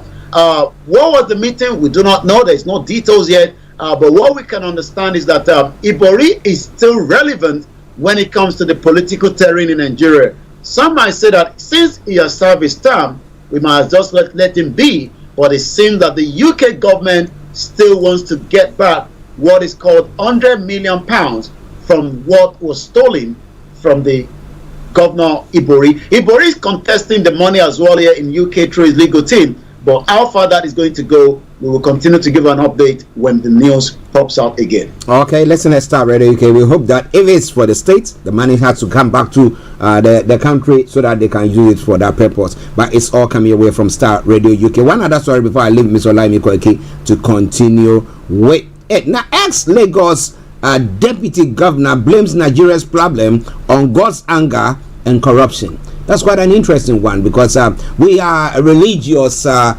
people, let me put it that way. And as we say, religion is the opium of the masses. So if anything, if you spin a bit of religion there, the people will say, ha, ha, ha. Now, do you think, what do you think about the statement that this governor has made, when we know exactly somebody is robbing us? Somebody, I mean, money that has been given to people that should be used for a particular thing, they are failing to do that. And we say, you know what, it's God. It's God who is angry with us, and that's why all this thing is happening. Yomi. Well, this is an individual that seems to know the present President Bola Tinubu very well. I mean, she was the first elected deputy governor of the Lagos State, known as Alhaja Sinatu Ojikutu, has blamed the problems of Nigeria on God's anger, falsehood, wickedness to one another, and corruption. She was a big, outspoken individual before the campaign of the President Bola Ahmed Tinubu, as somebody that knows her very well, knows him very well, and they've worked together. But it seems that many Nigerians have always stated that we tend to put all our problems in the hands of God, because it seems that is the only way that we can relieve our pain. Let's go into it a little bit. Ojikutu said God was really, really angry with Nigeria because the nation had decided to follow falsehood.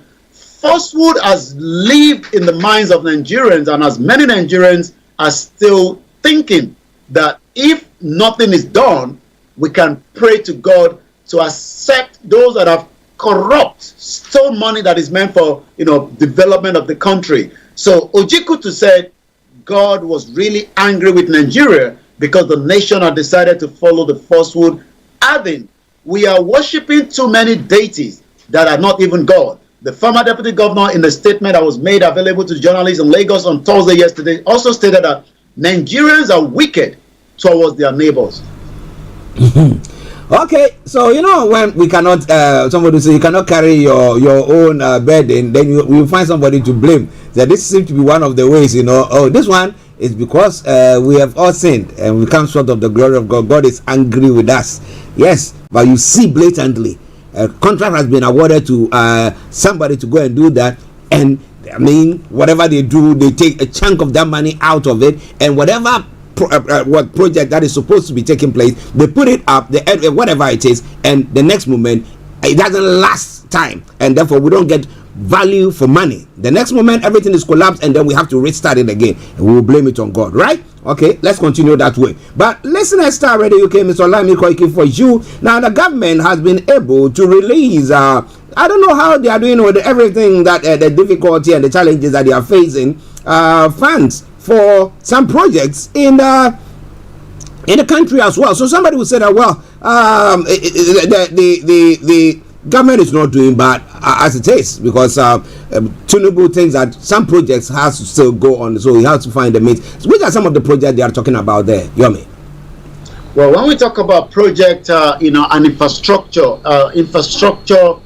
is a big problem in Nigeria, and even the African Development President Akinwumi Adesina stated during the preparing for the inauguration of Bola Tinubu that it's going to take 300 years for Nigeria to get to what we can call a proper standard society. But as we continue to monitor the subsidy, it seems that subsidy crisis again. Bola Tinubu, the president, have now approved infrastructure support fund for most of the states. The president has approved the establishment of Infrastructure Support Fund, ISF, for the 36 states. For the state, part of the measures to cushion the effect of the petrol subsidy removal. In a statement by his spokesman, Dele Alake said the approval was disclosed at the monthly meeting of the Federation Account Allocation Committee yesterday in Abuja.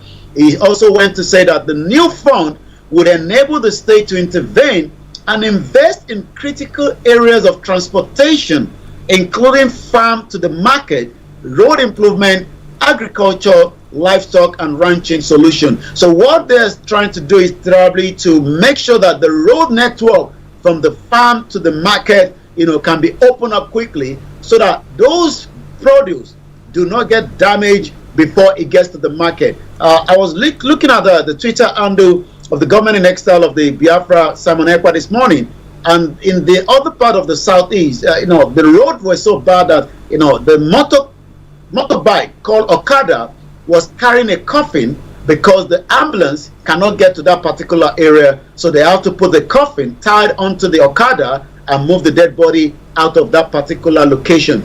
This is how terrible the roads are. Even the dead body cannot get out to get a proper burial in the state. Honestly, listeners, you have to help us out here. 11:40 the time, Starr Radio UK, your favorite African and Caribbean radio station in London. Peter Obi is also decrying insecurity in Nigeria and condemns plateau killings. 19th of July 2023, Peter Obi is saying that James Abraham, the presidential candidate of the Labour parties during the 2023 election, Peter Obi on Wednesday decried the incessant attacks by gunmen in Plateau State and other parts of the country, and is going on. Now, with the assumption of Tinubu to office, call it almost 2 months ago, has there been a fall in insecurity in the country, or is it still rising up, or is it stagnant where it is? Yomi, can you give us some statistics on that? The security situation has not literally come down, rather it has gone up, just as the presidential candidate of the Labour Party, Peter Obi, stated that the killings in Plateau State needs to be condemned. Looking at Obi celebrating his birthday on Wednesday, spoke at the Rayfield Government House in Jos while addressing the state governor Saliba Mufwang. The Labour Party presidential candidate said he had chosen to visit Plateau State on the occasion of his birthday because he decided to visit the internal display person in Mangu to show to the support. I mean, imagine Nigerians are no longer living in their territory, living in their community because of the insurgency, the terrorism that is happening. And what we can only hope is that the new NSA boss, Nuru Ribadu, the chief of staff, and the rest of the chief of security will be able to curtail some of this atrocity that is making Nigeria really, really unsafe place as we speak right now. But in terms of the total numbers of people that have died, from estimate, we're talking about close to 1,000 Nigerians have died since the inauguration of the new president, Bola Ahmed Tinubu. Well, is he doing enough? Or it is honeymoon over? You want to know more? Put your comments there and continue to stay with us. We'll be telling you more. But it is Starr Radio UK, Mr. Olayomi, who is going to bring you the rest of the stories making the rounds. Over to you, sir. Thank you so much, Mr. Archie, for the 3 minutes past 11, and we have a little more time. But it is 2 years today that Chief Dr. Sunday Igboho was stopped in Benin Republic on his way to his family to Germany. The reason for that was because the former president under the DSS, Afunaya, have decided to put a stop so that Igboho will not be able to travel out of the continent to other parts after the invasion and the killing of 2 individuals in his house on the 1st of July, which was just 72 hours before the mega rally that he and the Professor Adebanji Akintoye, the leader of the Yoruba Self-Determination, put together. So 2 years down the line, Igboho also was able to launch the Yoruba Home Media, which is part of the media campaigner for the Yoruba Self-Determination. The inauguration took place yesterday, and one thing that was really, really said that reflect back to Ojikutu, the former governor of Lagos State, is what the leader of the self-determination struggle, Professor Adebanji Akintoye, actually said. He went further to say that truth shall always prevail. It does not matter how long it takes. As we continue to monitor what is happening as well with the Biafra, we will give more update because it seems that there is too much pressure back to back as there is now countdown. We are less than 9 days before the 2 weeks total lockdown of that particular state as well. So we will monitor that on the Starr Radio UK network, as we say. Now, let's come back to the rest of the news that is trending. We talked about Akeredolu. Akeredolu is currently not really doing very well, but it seems that the monarch in Ondo State We're talking about the rulers that are there in his own state are now holding a prayer section for the ailing governor. According to the report coming from Ondo State, the monarch in Ondo State, under the auspice of D130 Crown Obers, yesterday organized a prayer session for the ailing governor of the state, Rotimi Akeredolu, who had been sick for some months and has been flown abroad for medical treatment. So let's come back again to see the rest of the news as we head into the social media. Adam Olamilekan, British is one of the Nigerian problem. We are not the same. End Nigeria now to save life, and is actually responding to a particular video where the man was saying that during the Lugard era, the invasion of not allowing the missionary to get to the north was Lugard agenda as well. Let's take you through some of the other news that is trending this morning. Igbo is really trending. WTF is trending in Lagos. I'm not too sure what that means or what is it all about, but all I can say is that Peter Gregory Obi was at the Enugu State Tax Office to pay his tax, but somehow his birthday continued. Peter Obi is genuinely loved by all the sundry, except from the children of the hate. Well, it seems maybe that's the reason why that is actually trending. Let's take a look at more other trending. David Odoye is a journalist, an investigative one. It seems that he had problem arriving into the immigration in Zimbabwe, where he was stopped for 7 hours or thereabout. He was allowed to fly out of the country without allowing entry, but it seems that the government of Zimbabwe decided to allow the world to know that he's seeking an asylum, even though he stated in his own Twitter handle that this is not known to anybody. I mean, this is something known to everybody after he was part of those that were involved in the NSAS in 2020. Intelligence got to him that his life was at threat. He flew out of Nigeria, but it seems that Ghana gave him that permit to stay in there. So he's not using a Nigerian passport. According to him, he's using a Ghanaian passport, and the Ghanaian passport also have visas across the country.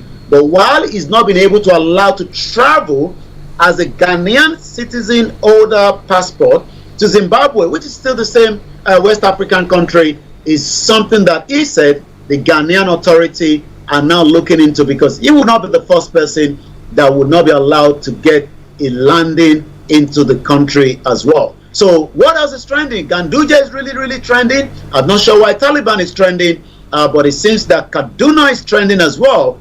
And the last one is the Naira is really trending, as 1,090 Naira today will give you £1, or should I say £1 will give you 1,090, and in terms of the dollar exchange, in the black market is about 853 Naira to a dollar. Star Radio UK, I'll come back again to you in the studio, but without coming back, let's read from Reno Omokere. Very good one from him all the time, because he's one of the members of the PDP, and he's gone further with quite a lot. I don't know how how he's able to put this together, but let's try and read some of them. If you want the Naira to appreciate in value, do these 20 things. Number one, instead of the MTN and the Airtel or Etisalat, use Glow. Well, maybe that's for advert, I don't know. Instead of using Mercedes and Range Rover or Honda, why not buy Innocent Moto? Why not fly the Air Peace over the Air France, KLM and the Lufthansa? When you're banking at First Bank, UBA, GTB and the Zenith over Sambic, watch Arise TV and channels and NTA over the multi-choice DSTV. Buy Dangote and Ibeto Cement and avoid the Chinese brand. Watch and buy Eyimba, FC, Canopila, instead of you watching Manchester United, Barcelona, PSG and Napoli. And the next one is buy the music of Nigerian origin from streaming site instead of downloading from the foreign artists. And it went on and on and on. And this one I think is much interesting for those that want to drink over the weekend. Drink palm wine over champagne and NSC and the Scottish whiskey, and as well the Irish cream. So why not take a palm wine instead of those other alcoholic drink as well? Star Radio UK, I'll come back now to you in the studio, Mr. Archie. Now, interesting is encouraging people to be more patriotic, which I agree with him there. I mean, if we patronize our staff, that would be good. But the question is, are we putting our best foot forward? I mean, are we bringing the best in us, or we cutting corners to quick, and then go. And therefore, when you compare it, you think, why do I have to take this rubbish? Standard. Yeah. Wow, listen, let's start ready. Okay, now, have they come out with what is happening to him at all? Have there been any update about his health, or all that we know is that he's still abroad? I don't know which country he is in though, and then he's well, from what we know is he's not doing very well.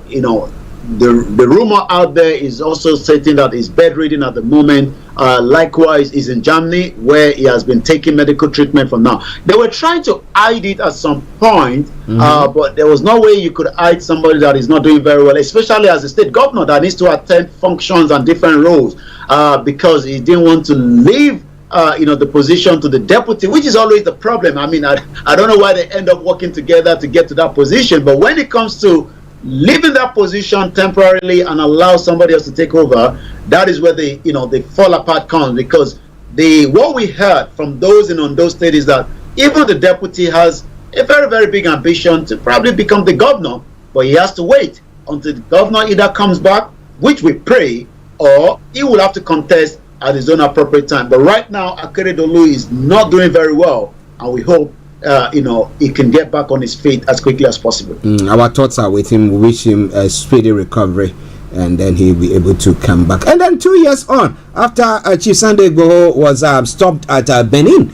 Now, after that, so what is the status now? Is it that everything is sorted? He's now free. He's living in Benin, and then can he leave the country? If he doesn't want to, I mean, he can't. He wouldn't. I wouldn't never advise him to come to Nigeria. Not at the moment. But can he leave Benin to other countries? Is he free to do that, or is still under control, some sort of control that he still has to be in Benin? Well, that is where the diplomatic tie between the two countries plays out. Remember that the two countries were trying to find out who is Igboho from the Benin Republic. The Nigerian government were portraying him as somebody else, but all that was trashed out, in the court in Benin Republic, because the rule of law plays out.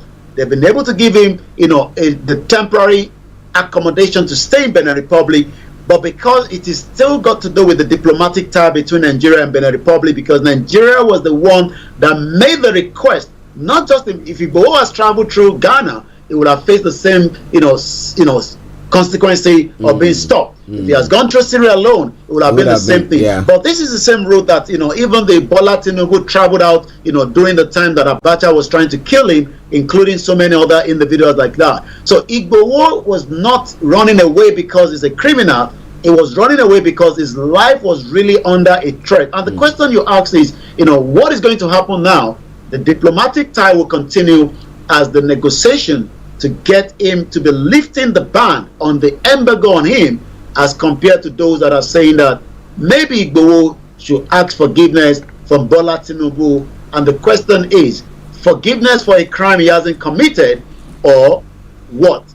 Igboho needs to be given the opportunity to travel to wherever he wants to travel, and if he feels that he wants to go to Nigeria, that will be his own prerogative, as against those that are saying he should even abandon the Yoruba nation and return back home. And the question is, even Nigeria as home right now is extremely hot, and somebody like that will probably have over 10,000 people in his house trying to be fed every blessed day, even though he's doing as much as he can outside the territory of his base in Ibadan. For the last 2 years, Igboho has solved so many problems as what we call citizen advice that is no longer in Nigeria, which he has been doing when it comes to people that have been marginalized, when it comes to people that buy land, people that have other issues.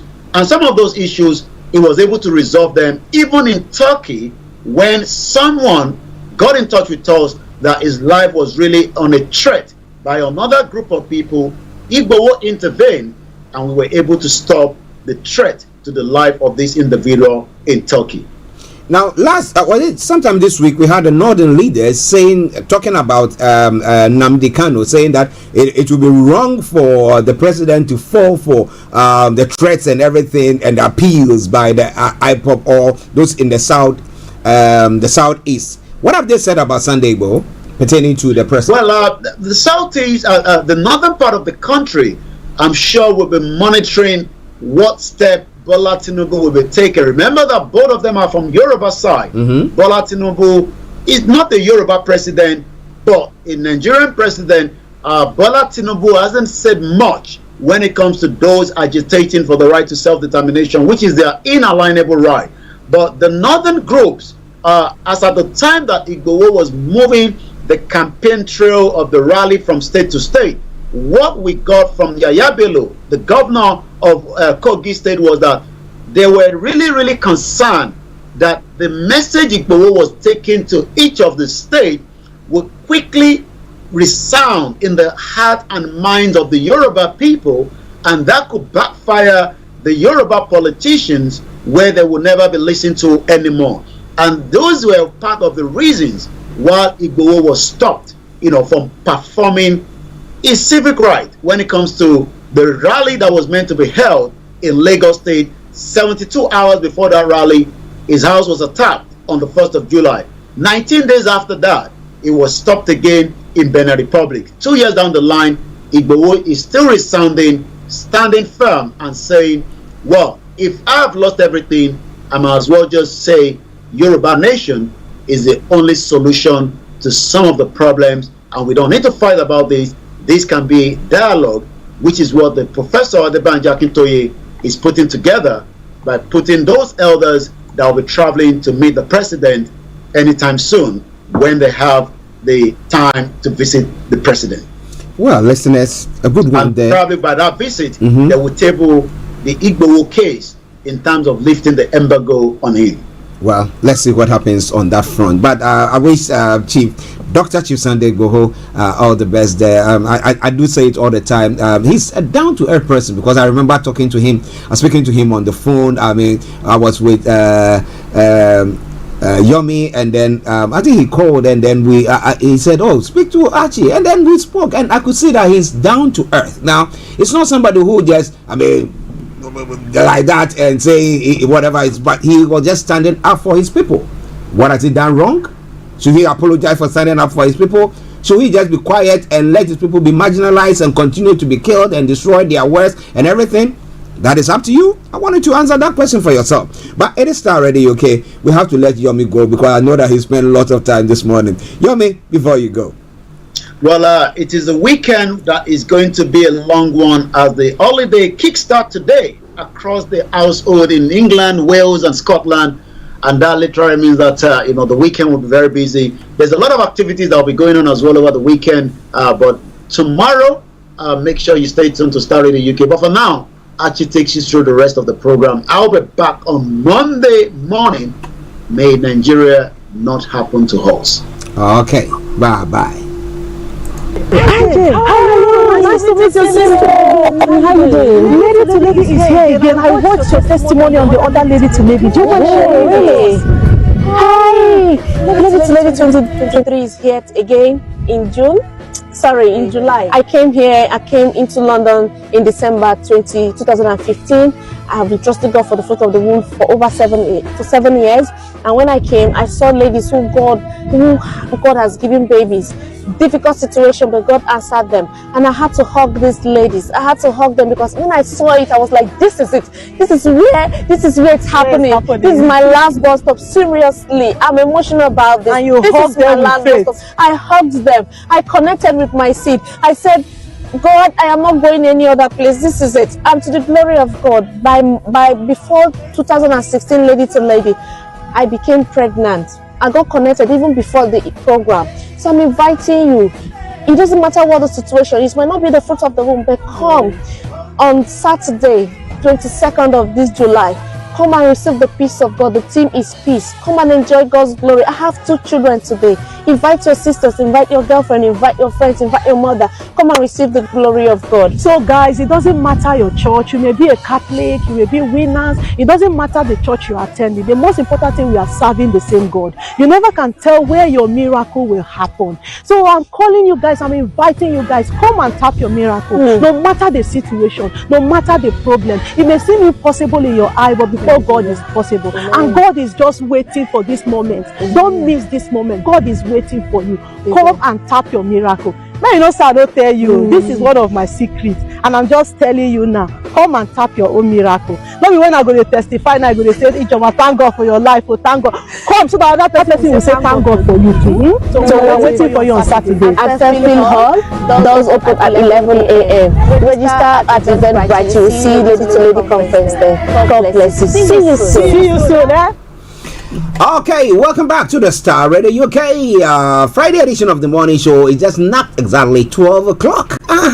Now, I'm going to bring you some music. We're going to take some music and then we'll continue from them. But let me open the lines and then we continue. 0208-133-2257 or 58 is the numbers that you can use. 0208-133-2257 or 58 or 001-718-303-2737 for those of you in the US, Canada, and the Caribbean area. 001-718-303-2737. Also, you can text or WhatsApp us is 075-3966-1744. 075-3966-1744. Our Twitter handle is at Star Radio UK and email address is info@starradiouk.com. Let's enjoy this song from Ash, and it says, "No Woman, No Cry." It's a cover version of Bob Marley's tune. Enjoy it, and I'll be with you.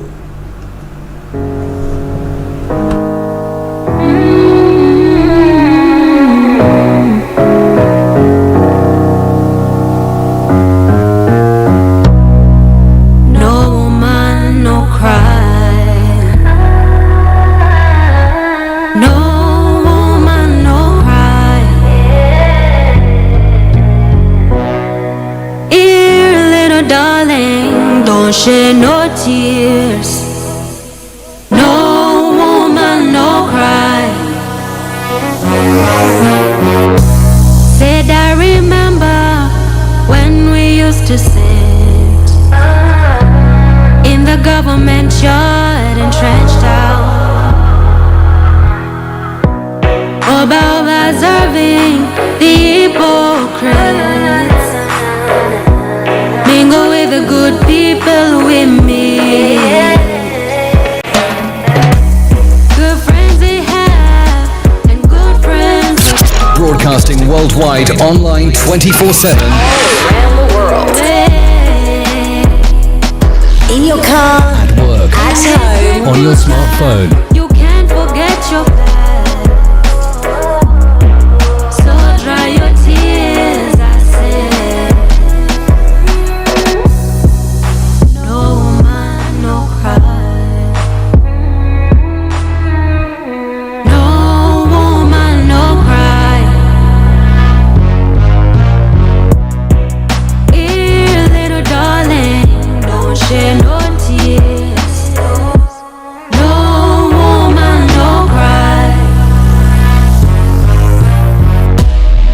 I remember when we used to sit in the government yard and trenched out, and then Georgie would make the fire light as it was. Love would burning through the night. Then we would cook cornmeal porridge, of which I'll share with you. And my feet is my only carriage, and I've got to push on through. When I'm gone, everything's gonna be alright. Everything's gonna be alright. Everything's gonna be alright now. Everything's gonna be alright. Everything's gonna be alright. Everything's gonna be alright now. Everything's gonna be alright. This is Starr Radio UK. This is Starr Radio UK. No woman, no cry. Cry, cry. No woman, no cry. Oh, yeah. No woman, no cry. No woman, no cry. Here, little darling, don't shed no tears. No this is your friend Uruj from SendWave. SendWave is a money transfer app that is used by people all over the world to send money to their loved ones in Africa. With SendWave, you can send money to Ghana, Nigeria, Kenya, Uganda, and Tanzania. And the best part is, SendWave is absolutely commission-free. Our exchange rates are excellent. You can see for yourself by checking them out on our website. So how do you use SendWave? SendWave is an app that you can download onto your phone from the App Store or Google Play Store. The app is free to download. After downloading it, just open the app and enter your name, email, and phone number. That's it. You're good to go. Make sure you use the promo code SR. S for Star, R for Radio. This promo code will give you £5 free credit to send to Africa on your first transaction. Your money will be delivered to your recipient within seconds. Feel free to call me on 0749 7377 647 at any time. I'll be happy to tell you all about SendWave and help you in any way I can. Remember to use the promo code SR for £5 free credit. Medasse. Hi everyone, it's your girl BB Clement, the author of How to Go From Employee to Entrepreneur and the host of your weekly business show, BB Means Business. The show where we discuss everything you ever wanted to know about business but you were afraid to ask. How do I start my business? How do I raise the finance? How do I grow my business? Where am I going to find my customers? Join me every Tuesday at 1:30 p.m. on Starr Radio UK to get all the information and tips that you need to become a successful entrepreneur and become financially free. Remember, don't let life dictate to you. Rather, put your signature on life.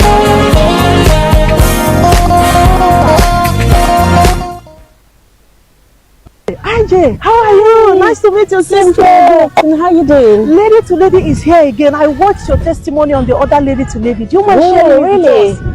Hi! Lady to Lady 2023 is here again in June. Sorry, in July. I came into London in December 2015. I have been trusting God for the fruit of the womb for over 7 years.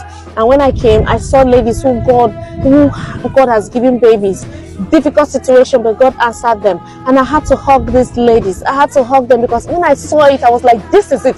This is where it's happening. This is my last bus stop. Seriously, I'm emotional about this. And you hugged them with faith. I hugged them. I connected with my seed. I said, God, I am not going any other place. This is it. And to the glory of God, before 2016, Lady to Lady, I became pregnant. I got connected even before the program. So I'm inviting you. It doesn't matter what the situation is. It might not be the fruit of the womb, but come on Saturday, 22nd of this July. Come and receive the peace of God. The theme is peace. Come and enjoy God's glory. I have 2 children today. Invite your sisters, invite your girlfriend, invite your friends, invite your mother. Come and receive the glory of God. So guys, it doesn't matter your church. You may be a Catholic, you may be winners. It doesn't matter the church you are attending. The most important thing, we are serving the same God. You never can tell where your miracle will happen. So I'm calling you guys, I'm inviting you guys, come and tap your miracle. No matter the situation, no matter the problem. It may seem impossible in your eye, but before God is possible. And God is just waiting for this moment. Don't miss this moment. God is waiting for you. Come and tap your miracle. Now you know, sir, I don't tell you. This is one of my secrets, and I'm just telling you now. Come and tap your own miracle. Maybe when I go to testify, now I go to say, each of my thank God for your life. Oh, thank God. Come, so that other person will say thank God for you too. So we are waiting for you on Saturday at Fairfield Hall. Doors open at 11 a.m. Register at Eventbrite. You will see Lady to Lady conference there. God bless you. See you soon. See you soon. Peace out. Welcome back to the program. It is Starr Radio UK, your favorite African and Caribbean radio station in London. 9 minutes to the and past the top of the hour. That's 9 minutes past 12 the time. Now let's move on to some of the other stories making the rounds in other parts of the world, because we are pressed with time already. Now, interestingly, in other parts of Africa, these are some of the stories that I'll just do my best to bring you the headlines.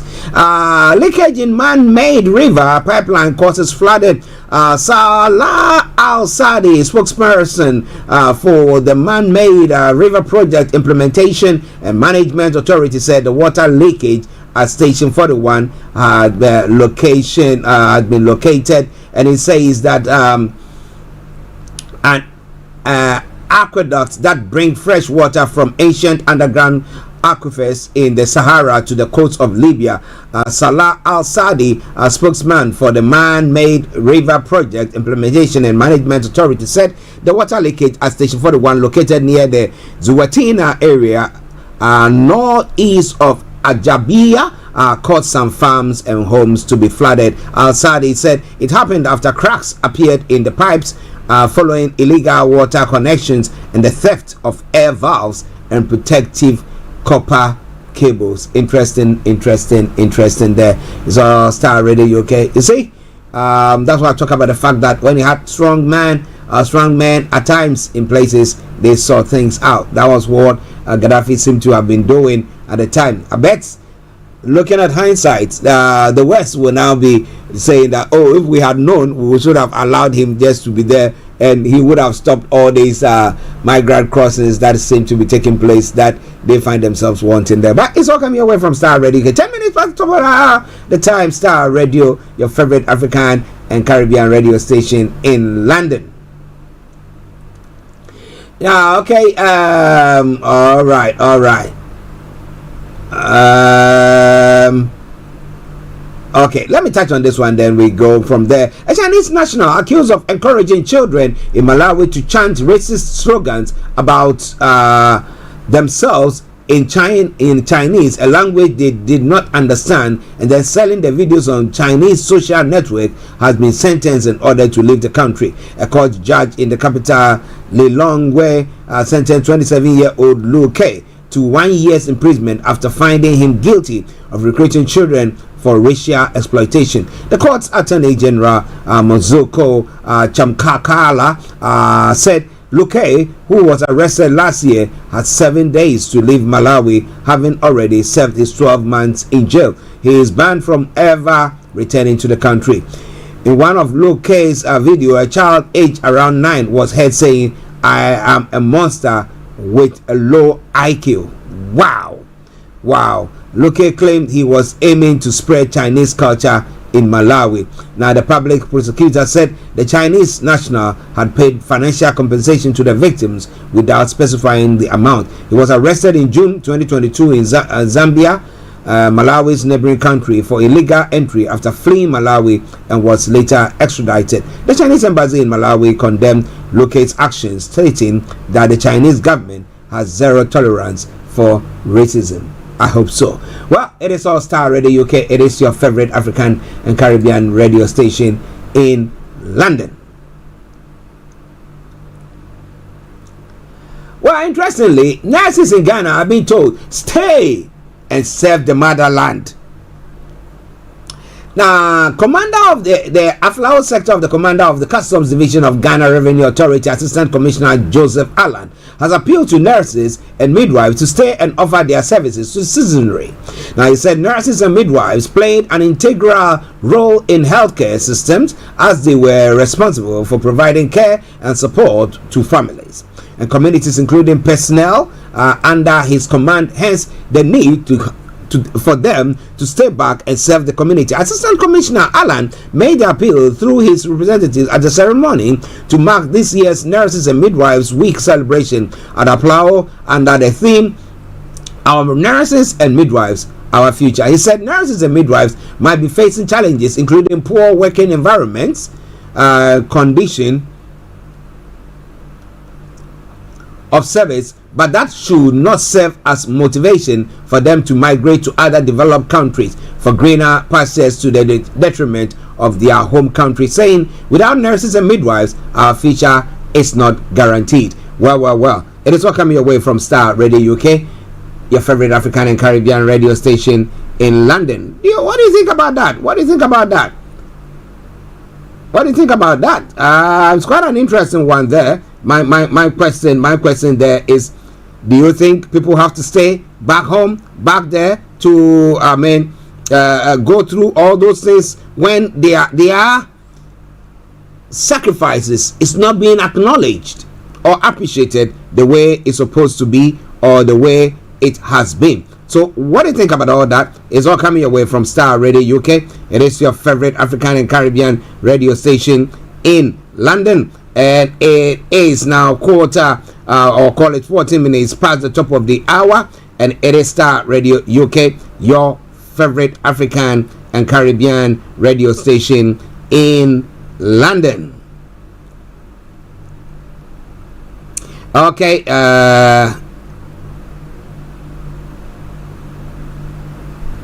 all right. Okay, I was communicating with our money man, Mr. Dan Tabiri, so just bear with me. Yes, yes, he'll be telling you what he's going to be doing this afternoon. Now, moving on to some other stories making the rounds still here in the UK and other places. Well, it is injurious for central bank to abandon dollar and use gold for purchase, a U.S. economist is saying. Now, a senior fellow at Stanford University Hoover Institution in the United States of America, Professor Darrell Duffy, has argued that moves by some central banks in Africa, including Ghana, to shift away from the use of US dollars for international trade may be too risky and possibly injurious to their national economies. In November 2022, the government launched the gold for oil policy, which it paid for imported oil products with gold rather than US dollars. Now, Vice President Dr. Bawumia at the time contended that all domestic sellers of fuel will no longer need foreign exchange to import oil products. However, reacting to the claims, Professor Duffy said such moves should be the least considered policy option for countries such as Ghana. Now, speaking with some news network, they say that gold is not the easiest currency to make international payments with. Now, gold is not the easiest currency with which to make payments. It's quite awkward, actually, and it's very volatile relative to the things that are being traded by oil. He added, in terms of payment efficiency and avoiding the risk that the value of the gold to one party or the other will change a lot, I don't think that will be the most obvious way to go. In recent geopolitical development, China, together with its BRICS allies, announced that their plans to introduce new reserve currency backed by gold. In this view, Professor Darrell noted that the dollar is the most tangible choice because the dollar is still dominant internationally. Prices for commodities are still quoted in dollars for good reason, although he conceded that there might be geopolitical reasons to depart from the dollar or to signal a geopolitical stance unless something dramatic happens to the global economy. Those countries moving away from the dollar will come back to paying in dollars, he conducted. Now, what do you think about that? Well, we use the dollars in everything, and then the prices seem to be skyrocketing every day, every hour, and now this is a case where it's being said that, you know what, the only way forward is for us to use our gold. We trade the gold in exchange for oil. He said, no, don't do that. That's not good. Is it because he's scared that it's going to hit the US dollars? Is that why? Well, Starr Radio UK. Now, Putin may still seek revenge on Prigozhin. CIA chief is saying, and then crime family members issued plea for missing lion, and then Zelensky sacks Ukraine UK envoy after criticism. And then the last one, Amsterdam bans cruise ships to limit visitors. So let's start it from there. Now, today seems to be the last day for schools, and every one of them will be on break after today. So the holidays season commences. So people will be on their way to various holiday destinations. But Amsterdam's council has banned cruise ships from the city center as the Dutch capital tries to limit visitor numbers and curb pollution. The politician said the vessels were not in line with the city's sustainable ambition.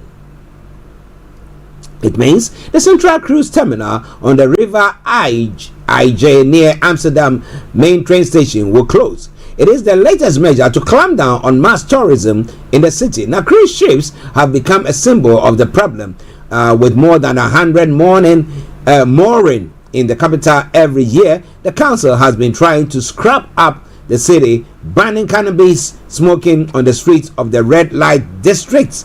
In March, the city launched an online campaign urging young British men considering holding their bachelor parties in Amsterdam to stay away. Now, Amsterdam has become a victim of its own popularity, attracting 20 million annual visitors, some drawn by its party city reputation. Now, cruise ships in the center of the city don't fit in with Amsterdam's task of cutting the number of tourists, said Ilana Rodekek of the Liberal D66 party, which runs the city along with the Labour Party and environmentalists. Now, Ms. Rodekek recently compared cruise tourists to a type of plague of locusts descending on all at once on the city. My goodness.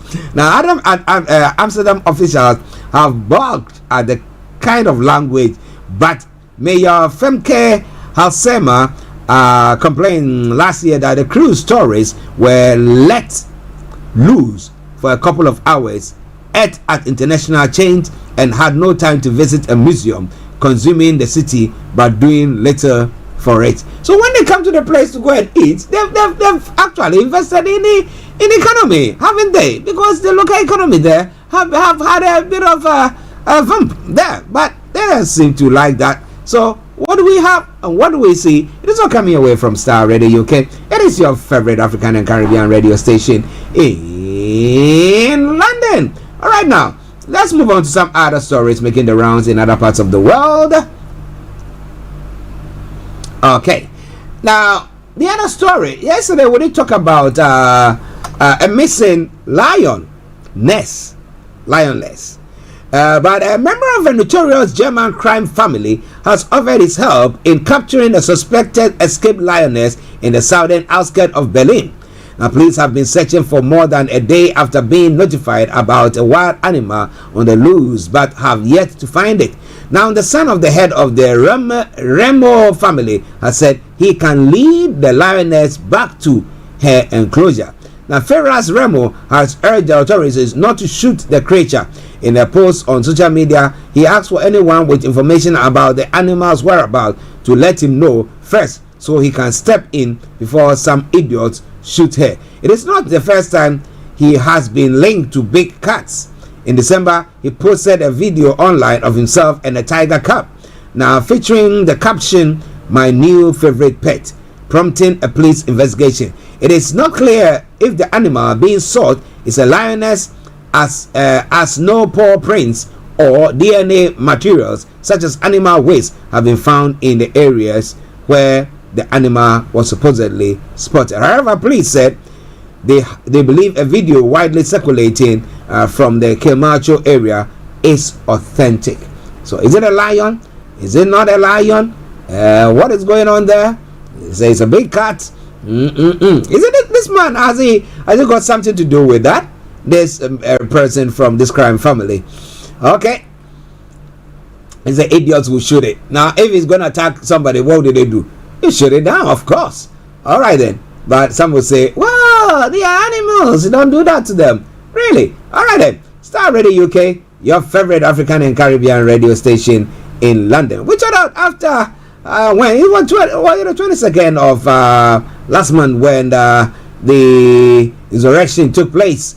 A mutiny that they decided to back out of it went on. Russia President Vladimir Putin is trying to buy time while he works out how to deal with Yevgeny Prigozhin, says the director of the CIA. Mr. Prigozhin is the head of the Wagner mercenary group who led a mutiny in Russia a month ago. The mutiny exposed significant weakness in the system of power Putin has built, CIA head William Burns said. He told the Aspen Security Forum that Russia's leader may still seek retribution against Mr. Prigozhin.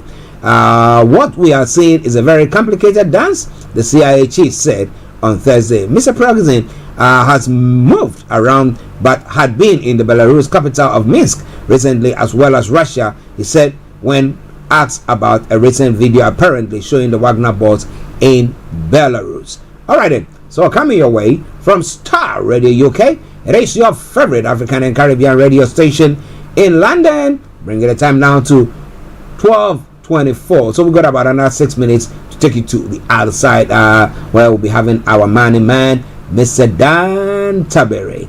Okay, so let's move on to one other story, and this pertains to the war in Ukraine and the action that the president of Ukraine, Vladimir Zelensky, has taken against his representative here in the UK, the Ukraine ambassador to the UK. Ukrainian President Vladimir Zelensky has sacked his country's ambassador to the UK. Now, Vadim Pristako had recently criticized the president's response to a row over gratitude for British military aid. He had called Mr. Zelensky's promise to thank the UK defense minister every morning unhealthy sarcasm. Okay, and he says that Kyiv gave no official response to the dismissal, but confirmed that Mr. Pristako was no longer ambassador. Now he went on further to say, earlier this month, Ben Wallace said he had warned Ukraine that its allies were not Amazon, saying Kyiv needed to show gratitude for weapons it received in order to persuade Western politicians to give more. He was speaking at the NATO summit after President Zelensky criticized the military alliance for delays in making Ukraine. Remember, Mr. Wallace's remarks had stirred anger in Kyiv, and he later said his words had been somewhat misrepresented. Well. It's all coming away from Starr Radio UK. It is your favorite African and Caribbean radio station in London. One more story, and then I will be taking you to Kent, where our money man is. And today we're going to be looking at the gold old marriage allowance. Is it still relevant? Unless you have a recording. Okay. Yes, we can still go on.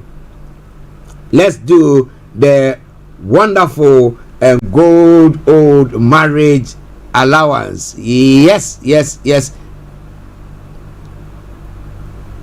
Okay, so he's going to bring that your way in the next few moments. Yes, are you married? You know that there's an allowance for you.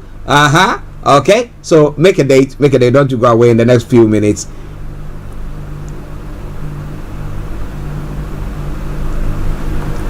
Okay, so we're waiting for Mr. Dan Tabiri to come on. But let's come to the UK with a couple of stories there, and then we bring the program to close. But a husband will be found guilty of killing seriously ill wife in Cyprus. A British man who killed his seriously ill wife at their home in Cyprus has been convicted of manslaughter. David Hunter, 76, was tried for murder but was cleared after suffocating 74-year-old Janice Hunter at their home near Paphos in December 2021. The retired miner from Ashington, Northumberland, maintained her death was assisted suicide, and his wife, who had blood cancer, had begged him to end her misery. It goes on further to say he will be sentenced on the 27th of July. Let's see what happens. Yesterday, chance on a story, on a video, a conversation with the daughter who was crying virtually in tears, saying that he wishes that the dad will be brought back home so that at least with the mom gone, she will be able to have her family back together. But well, wherever you are, don't touch the dial. Government borrows less than expected in June. It's one of the stories making the rounds. But next election not lost yet, says Rishi Sunak after by-election defeats. Rishi Sunak has insisted that the Conservatives can still win the next general election despite suffering two damaging by-election defeats. Now, Labour and the Lib Dems overturned big Tory majorities in Somerton and Frome and Selby and Ainsty constituencies, but the Tories held the London seat of Uxbridge and South Ruislip despite predictions they could lose there too. The results showed the next election was not a done deal for Labour, the Prime Minister said. Now, do you agree with him? Now, during Boris's time when he contested, he had a majority of more than 20,000, but now the majority has dropped to 495. Okay, 495, and it's all due to the ULEZ that is going on. So the question this morning is, will the Labour leader now tell the mayor of London, Sadiq Khan, that look, this that you're doing can cost us the next election, or okay, so say in London we could lose our seats in London.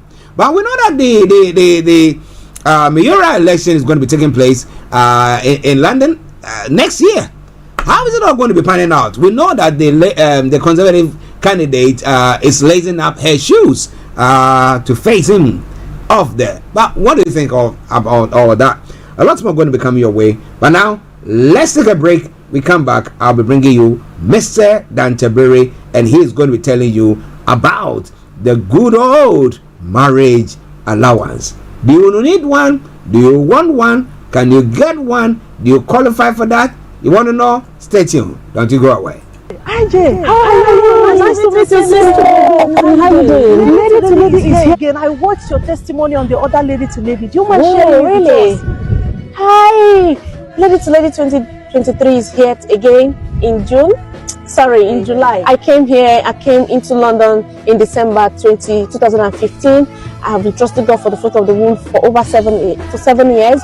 And when I came, I saw ladies who God has given babies. Difficult situation, but God answered them. And I had to hug these ladies. I had to hug them because when I saw it, I was like, this is it. This is where it's happening. This is my last bus stop. Seriously, I'm emotional about this. And you hugged them with faith. I hugged them. I connected with my seed. I said, God, I am not going any other place. This is it. And to the glory of God, by before 2016, Lady to Lady, I became pregnant. I got connected even before the program. So I'm inviting you. It doesn't matter what the situation is. It might not be the fruit of the womb, but come on Saturday, 22nd of this July. Come and receive the peace of God. The theme is peace. Come and enjoy God's glory. I have 2 children today. Invite your sisters, invite your girlfriend, invite your friends, invite your mother. Come and receive the glory of God. So guys, it doesn't matter your church. You may be a Catholic, you may be winners. It doesn't matter the church you are attending. The most important thing, we are serving the same God. You never can tell where your miracle will happen. So I'm calling you guys, I'm inviting you guys, come and tap your miracle. No matter the situation, no matter the problem. It may seem impossible in your eye, but before God is possible. And God is just waiting for this moment. Don't miss this moment. God is waiting for you. Come and tap your miracle.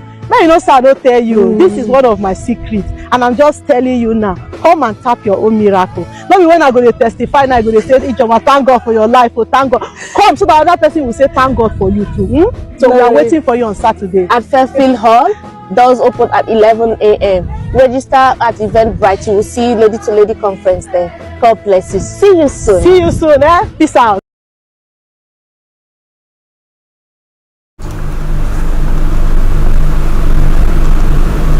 Hi guys, this is your friend Uruj from SendWave. SendWave is a money transfer app that is used by people all over the world to send money to their loved ones in Africa. With SendWave, you can send money to Ghana, Nigeria, Kenya, Uganda, and Tanzania. And the best part is, SendWave is absolutely commission free. Our exchange rates are excellent. You can see for yourself by checking them out on our website. So how do you use SendWave? SendWave is an app that you can download onto your phone from the App Store or Google Play Store. The app is free to download. After downloading it, just open the app and enter your name, email, and phone number. That's it. You're good to go. Make sure you use the promo code SR. S for Star, R for Radio. This promo code will give you £5 free credit to send to Africa on your first transaction. Your money will be delivered to your recipient within seconds. Feel free to call me on 0749 7377 647 at any time. I'll be happy to tell you all about SendWave and help you in any way I can. Remember to use the promo code SR for £5 free credit. Medasse. Hi everyone, it's your girl BB Clement, the author of How to Go from Employee to Entrepreneur and the host of your weekly business show, BB Means Business, the show where we discuss everything you ever wanted to know about business but you were afraid to ask. How do I start my business? How do I raise the finance? How do I grow my business? Where am I going to find my customers? Join me every Tuesday at 1:30 p.m. on Starr Radio UK to get all the information and tips that you need to become a successful entrepreneur and become financially free. Remember, don't let life dictate to you. Rather, put your signature on life.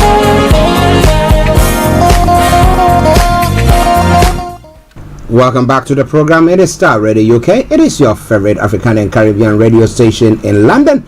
Bringing the time now to 12:34. Yes, whilst we wait for Mr. Dan Tabiri to join in, let me quickly just take you this. Once he's in or is on, we'll just cross over to him in Kent, where he is at the moment. Now, Labour leader Sir Keir Starmer celebrates Selby and Ainsley win, telling voters we hear the cry for change. So is it we hear the cry for change? Is it a cry for change that the mayor of London has to stop what he's doing when it comes to the ULS? And what do you think? Can he actually stop him now that they've virtually fixed everything? So come what? I guess next month, and then we're going to be having that actually rolled out. What do you think about all that? It's quite an interesting one. Okay.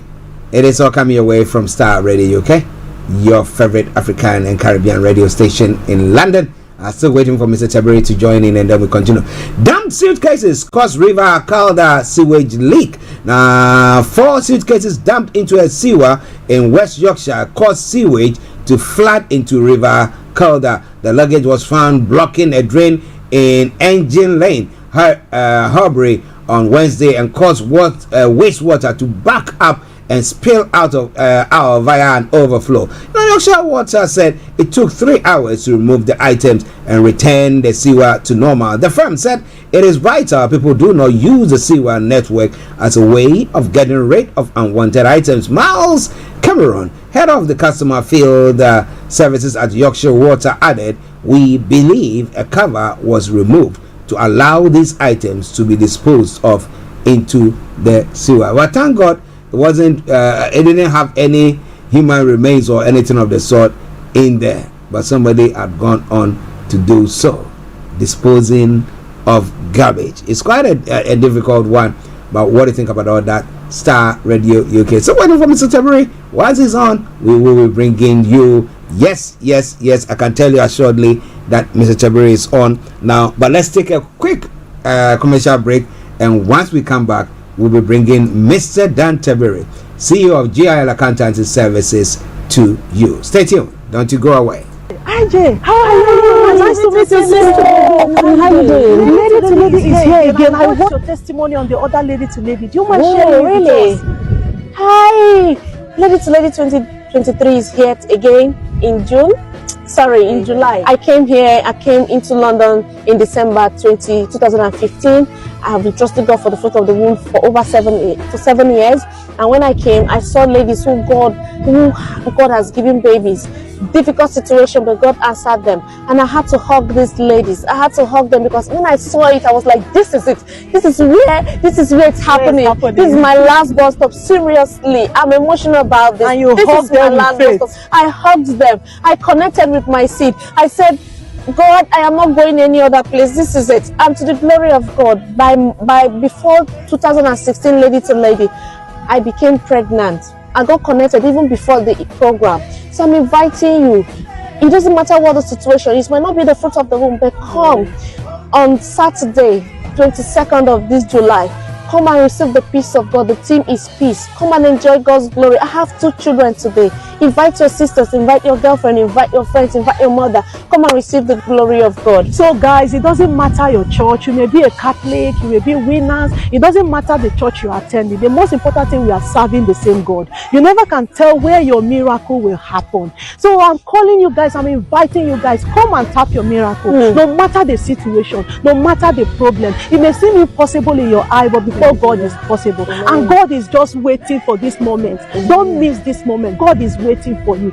Come and tap your miracle. Now you know, sir, I don't tell you. This is one of my secrets, and I'm just telling you now. Come and tap your own miracle. Not be when I go to testify, now I go to say, thank God for your life. Oh, thank God. Come so that other person will say, thank God for you too. So we are waiting for you on Saturday at Fairfield Hall. Doors open at 11 a.m. Register at Eventbrite. You will see Lady to Lady conference there. God bless you. See you soon. See you soon. This is out. Okay, so that has been the ladies to ladies commercial there for you. But now It is time for us to go to Kent, where our man, Mr. Dan Tabiri, CEO of GIL Accountancy Services, is. And let me take this opportunity to say good afternoon to you, Mr. Tabiri. Good afternoon to you, Archie. It's a pleasure to come your way again this afternoon. Oh, the pleasure is all mine. How are you doing, and how is the family? I am doing great, and family is well. Looking forward to summer holidays. Commencing today. Interesting one. Okay. And how are you doing? Yeah. We're also doing very, very well here. We're just waiting patiently, because we know summer holidays, we need a money man to put some money in our pockets, because we know times have been difficult for people, and that is the only way that people get money into their pockets. So let's come to the topic that we are looking at today: marriage allowance. Now, people will think, oh, you know what? I've been married. What is this man talking about? Allowance for getting married? Yeah.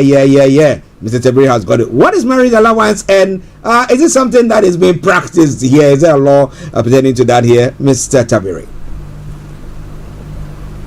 Right. So this is a topic that we keep revisiting now again, but it's important that we continue to do so, because a lot of people are missing out, and when people's circumstances change, they fall into the eligibility criteria for marriage allowance without them knowing that they qualify for this tax-free money.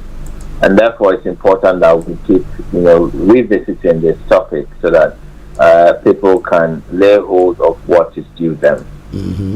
Yeah. So marriage allowance, what it basically does is that the allowance that is given to married couples or people in civil partnership allows you to transfer £1,260 of your personal allowance to your husband or your wife or your civil partner.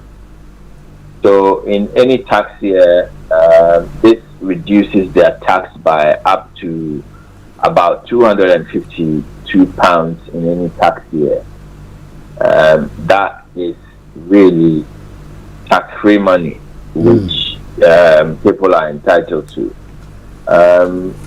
So to benefit as a couple, you normally have an income.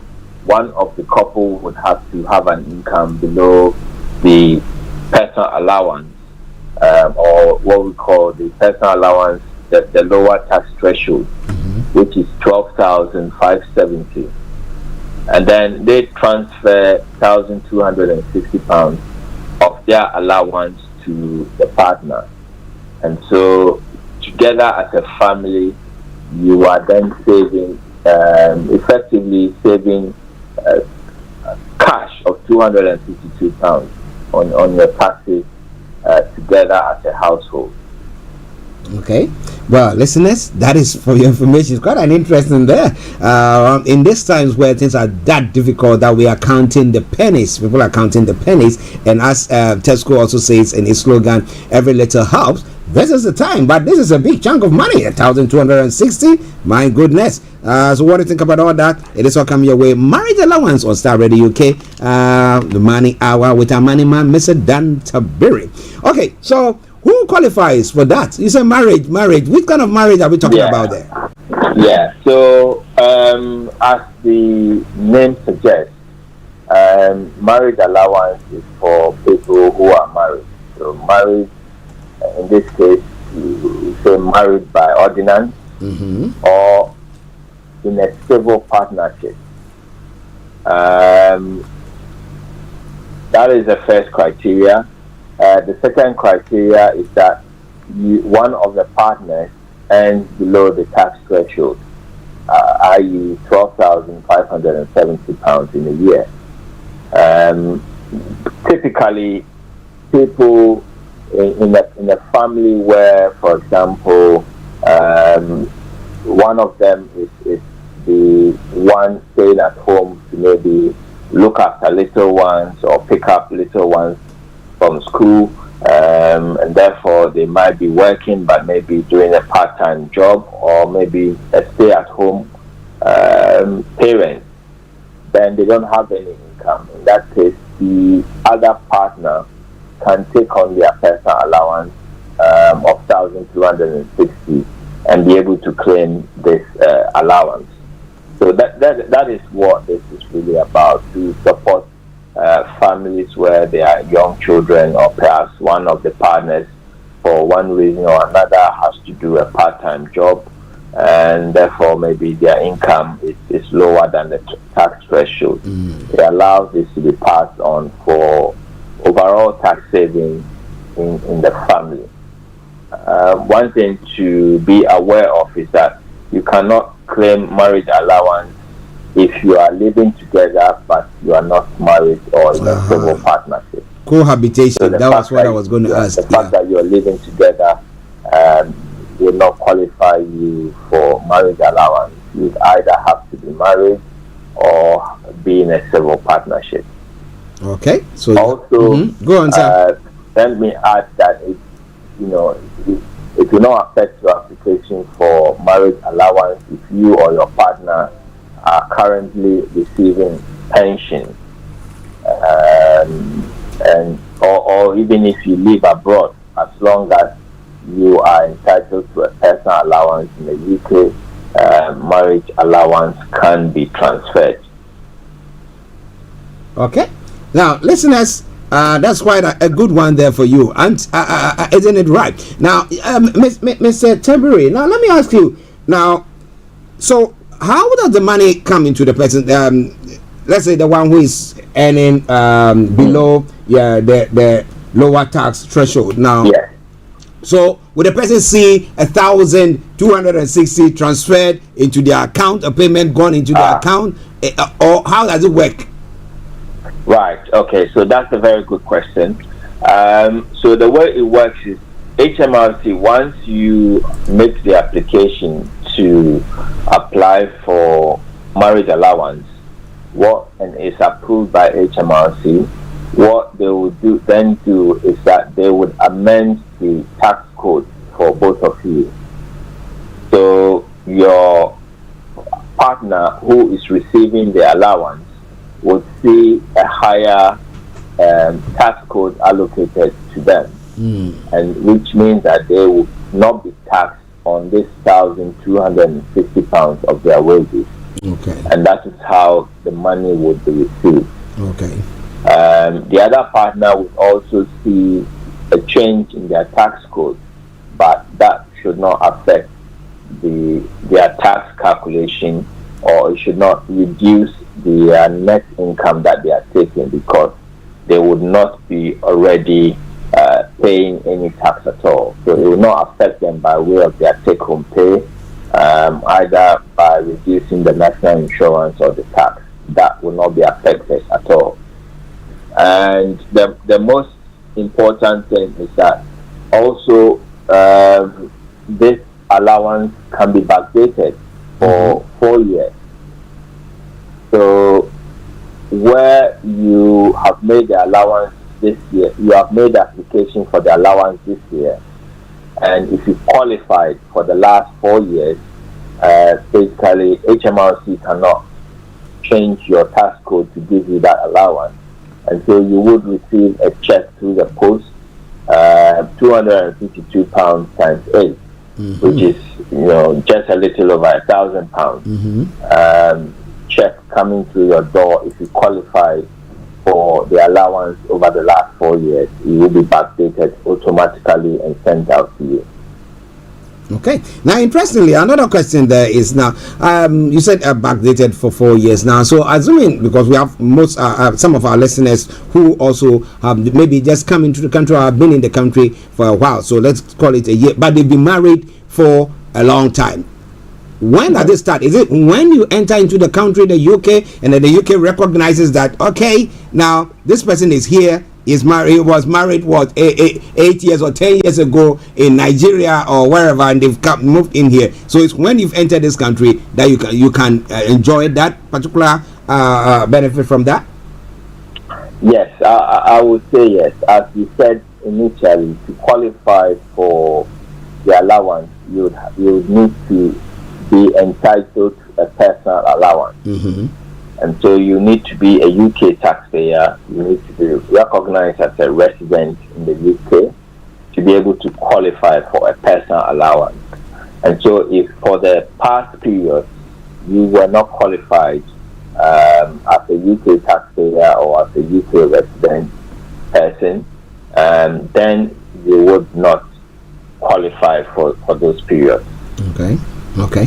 Well, listen to Starr Radio UK. Education. For lack of knowledge. Some people say that, but I would say application of knowledge. For lack of application of knowledge, people suffer. So, what do you think? Yes. Okay. We'll go back to Mr. Dan Tabiri for more from that one. Now, how do people do it? How do they work it out? How do they apply for it? Okay. So, one thing to mention is that the personal allowance will once you make the application, the personal allowance will transfer automatically to your partner every year until you cancel the allowance. Okay. So the allowance will carry on, will be passed on. You see your tax code every year change until you cancel the allowance. To make the application, you'd have to go online.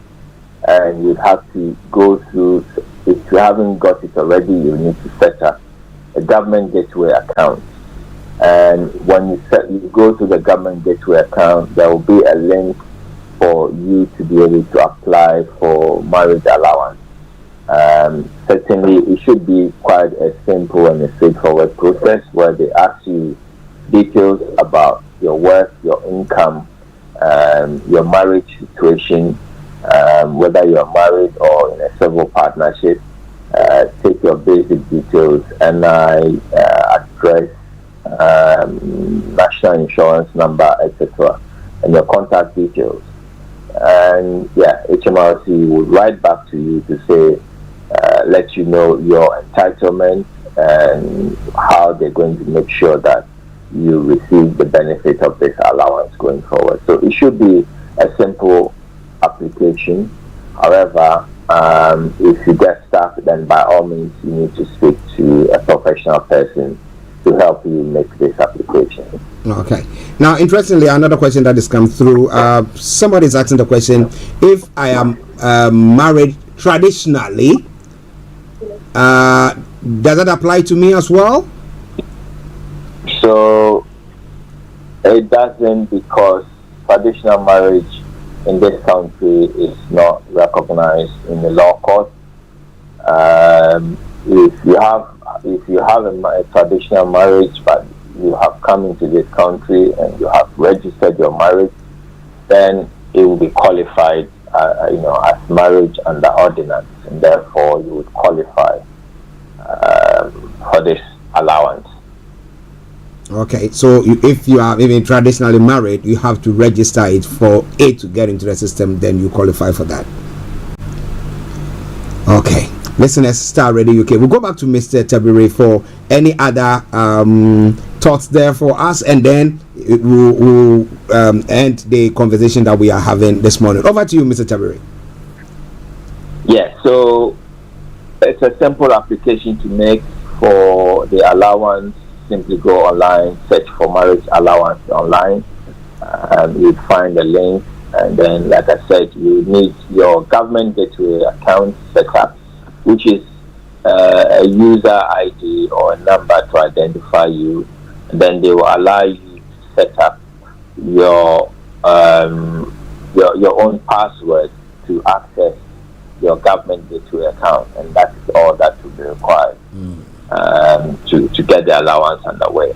It should be a fairly simple process, but as always, if you get stuck, then by all means speak to a professional person, an accountant who would help you. So important to also remember that circumstances change. Once you've made the application, and automatically the marriage allowance has been transferred to the partner who is on a higher income, and circumstances change in the future, you have to always remember to report the change in the circumstance, especially if it affects your entitlement to claim marriage allowance. So some of these changes might be that, for example, there's a divorce or there's a breakdown or a legal separation of the marriage or civil partnership, then you no longer become eligible, and therefore you have to call HMRC and end the allowance. The question is, how soon should somebody do that? How soon, when there are changes in the person's I'll say as soon as possible. As soon as possible.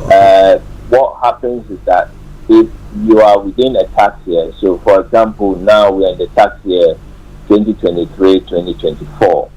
So if I make a claim for marriage allowance during this year, and unfortunately my marriage breaks down, or let's say I lose a partner,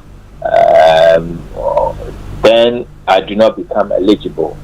So what will happen is that your entitlement will carry on for the whole of the tax year in which the change happens.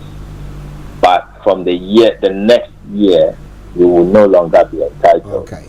And so you need to cancel your marriage allowance within the tax year that the change of circumstance happens. Yeah. Okay. So another change might be that your income has changed. So perhaps maybe you've gone back to full-time working, and therefore your income has gone over the personal allowance threshold. Yeah. Therefore, you are no longer eligible. Then you have to also report and cancel your claim. Okay. As always, a lot of people get caught into the trap where marriage, the circumstances have changed. They have not informed HMRC.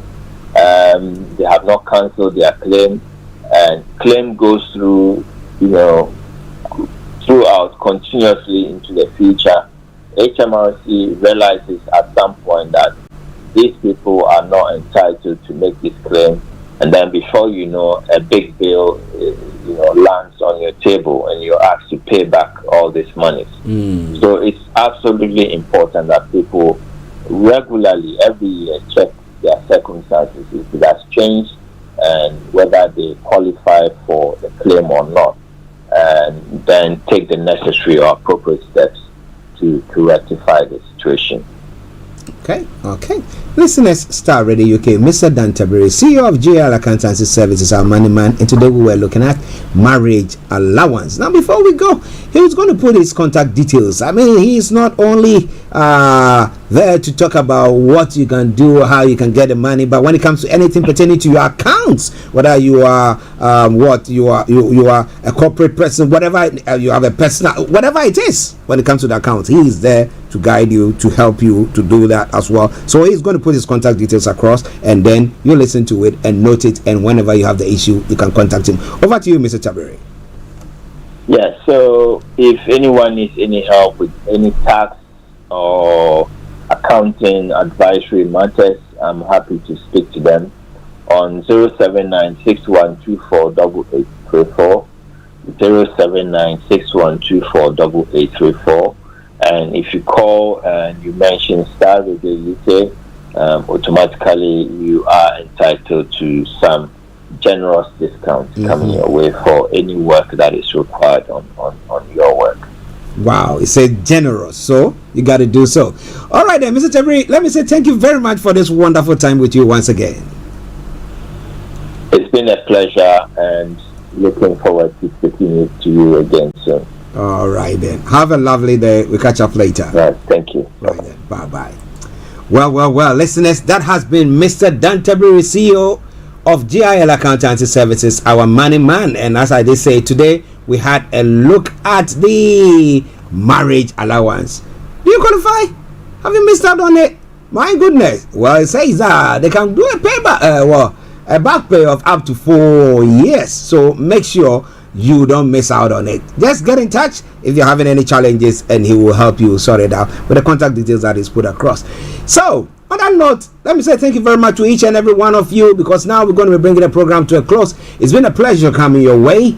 It is Starr Radio UK, but let me sign off after this commercial break with this wonderful tune from Wuta, and it says country hot. But it will be after this commercial break. Stay tuned. Ajay, how are you? Nice to meet you, sister. How you doing? Lady to Lady is here again. I watched your testimony on the other Lady to Lady. Do you mind sharing it really? with us? Hi, Lady to Lady 2023 is here again in June. Sorry, in July. I came into London in December 2015. I have been trusting God for the fruit of the womb for over 7 years. And when I came, I saw ladies who God has given babies. Difficult situation, but God answered them. And I had to hug these ladies. I had to hug them because when I saw it, I was like, this is it. This is where it's happening. This is my last bus stop. Seriously, I'm emotional about this. And you hugged them with faith. I hugged them. I connected with my seed. I said, God, I am not going any other place. This is it. And to the glory of God, before 2016, Lady to Lady, I became pregnant. I got connected even before the program. So I'm inviting you. It doesn't matter what the situation is. It might not be the fruit of the womb, but come on Saturday, 22nd of this July. Come and receive the peace of God. The theme is peace. Come and enjoy God's glory. I have 2 children today. Invite your sisters, invite your girlfriend, invite your friends, invite your mother. Come and receive the glory of God. So guys, it doesn't matter your church. You may be a Catholic, you may be winners. It doesn't matter the church you are attending. The most important thing, we are serving the same God. You never can tell where your miracle will happen. So I'm calling you guys, I'm inviting you guys, come and tap your miracle. No matter the situation, no matter the problem. It may seem impossible in your eye, but before God is possible. And God is just waiting for this moment. Don't miss this moment. God is waiting for you. Come and tap your miracle. Now you know, sir, I don't tell you. This is one of my secrets, and I'm just telling you now. Come and tap your own miracle. Not when I'm going to testify, now I'm going to say, thank God for your life. Oh, thank God. Come so that other person will say, thank God for you too. So we are waiting for you on Saturday at Fairfield Hall. Doors open at 11 a.m. Register at Eventbrite. You will see Lady to Lady conference there. God bless you. See you soon. See you soon. Peace out. Okay, we want to say thank you very much for tuning in once again. As I did say, yes, this is where I bring the program to a close for today.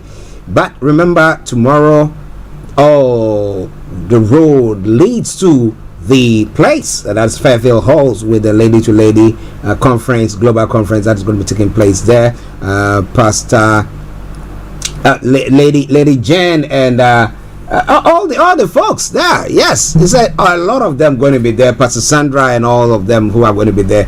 We hope that you have a very wonderful time. But let's enjoy this tune, and let me just sign up and say, God richly bless you. Country Broke by El Country Hot by Afreye.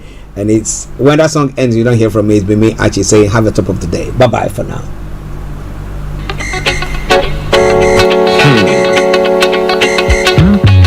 Hungry man say fix the country.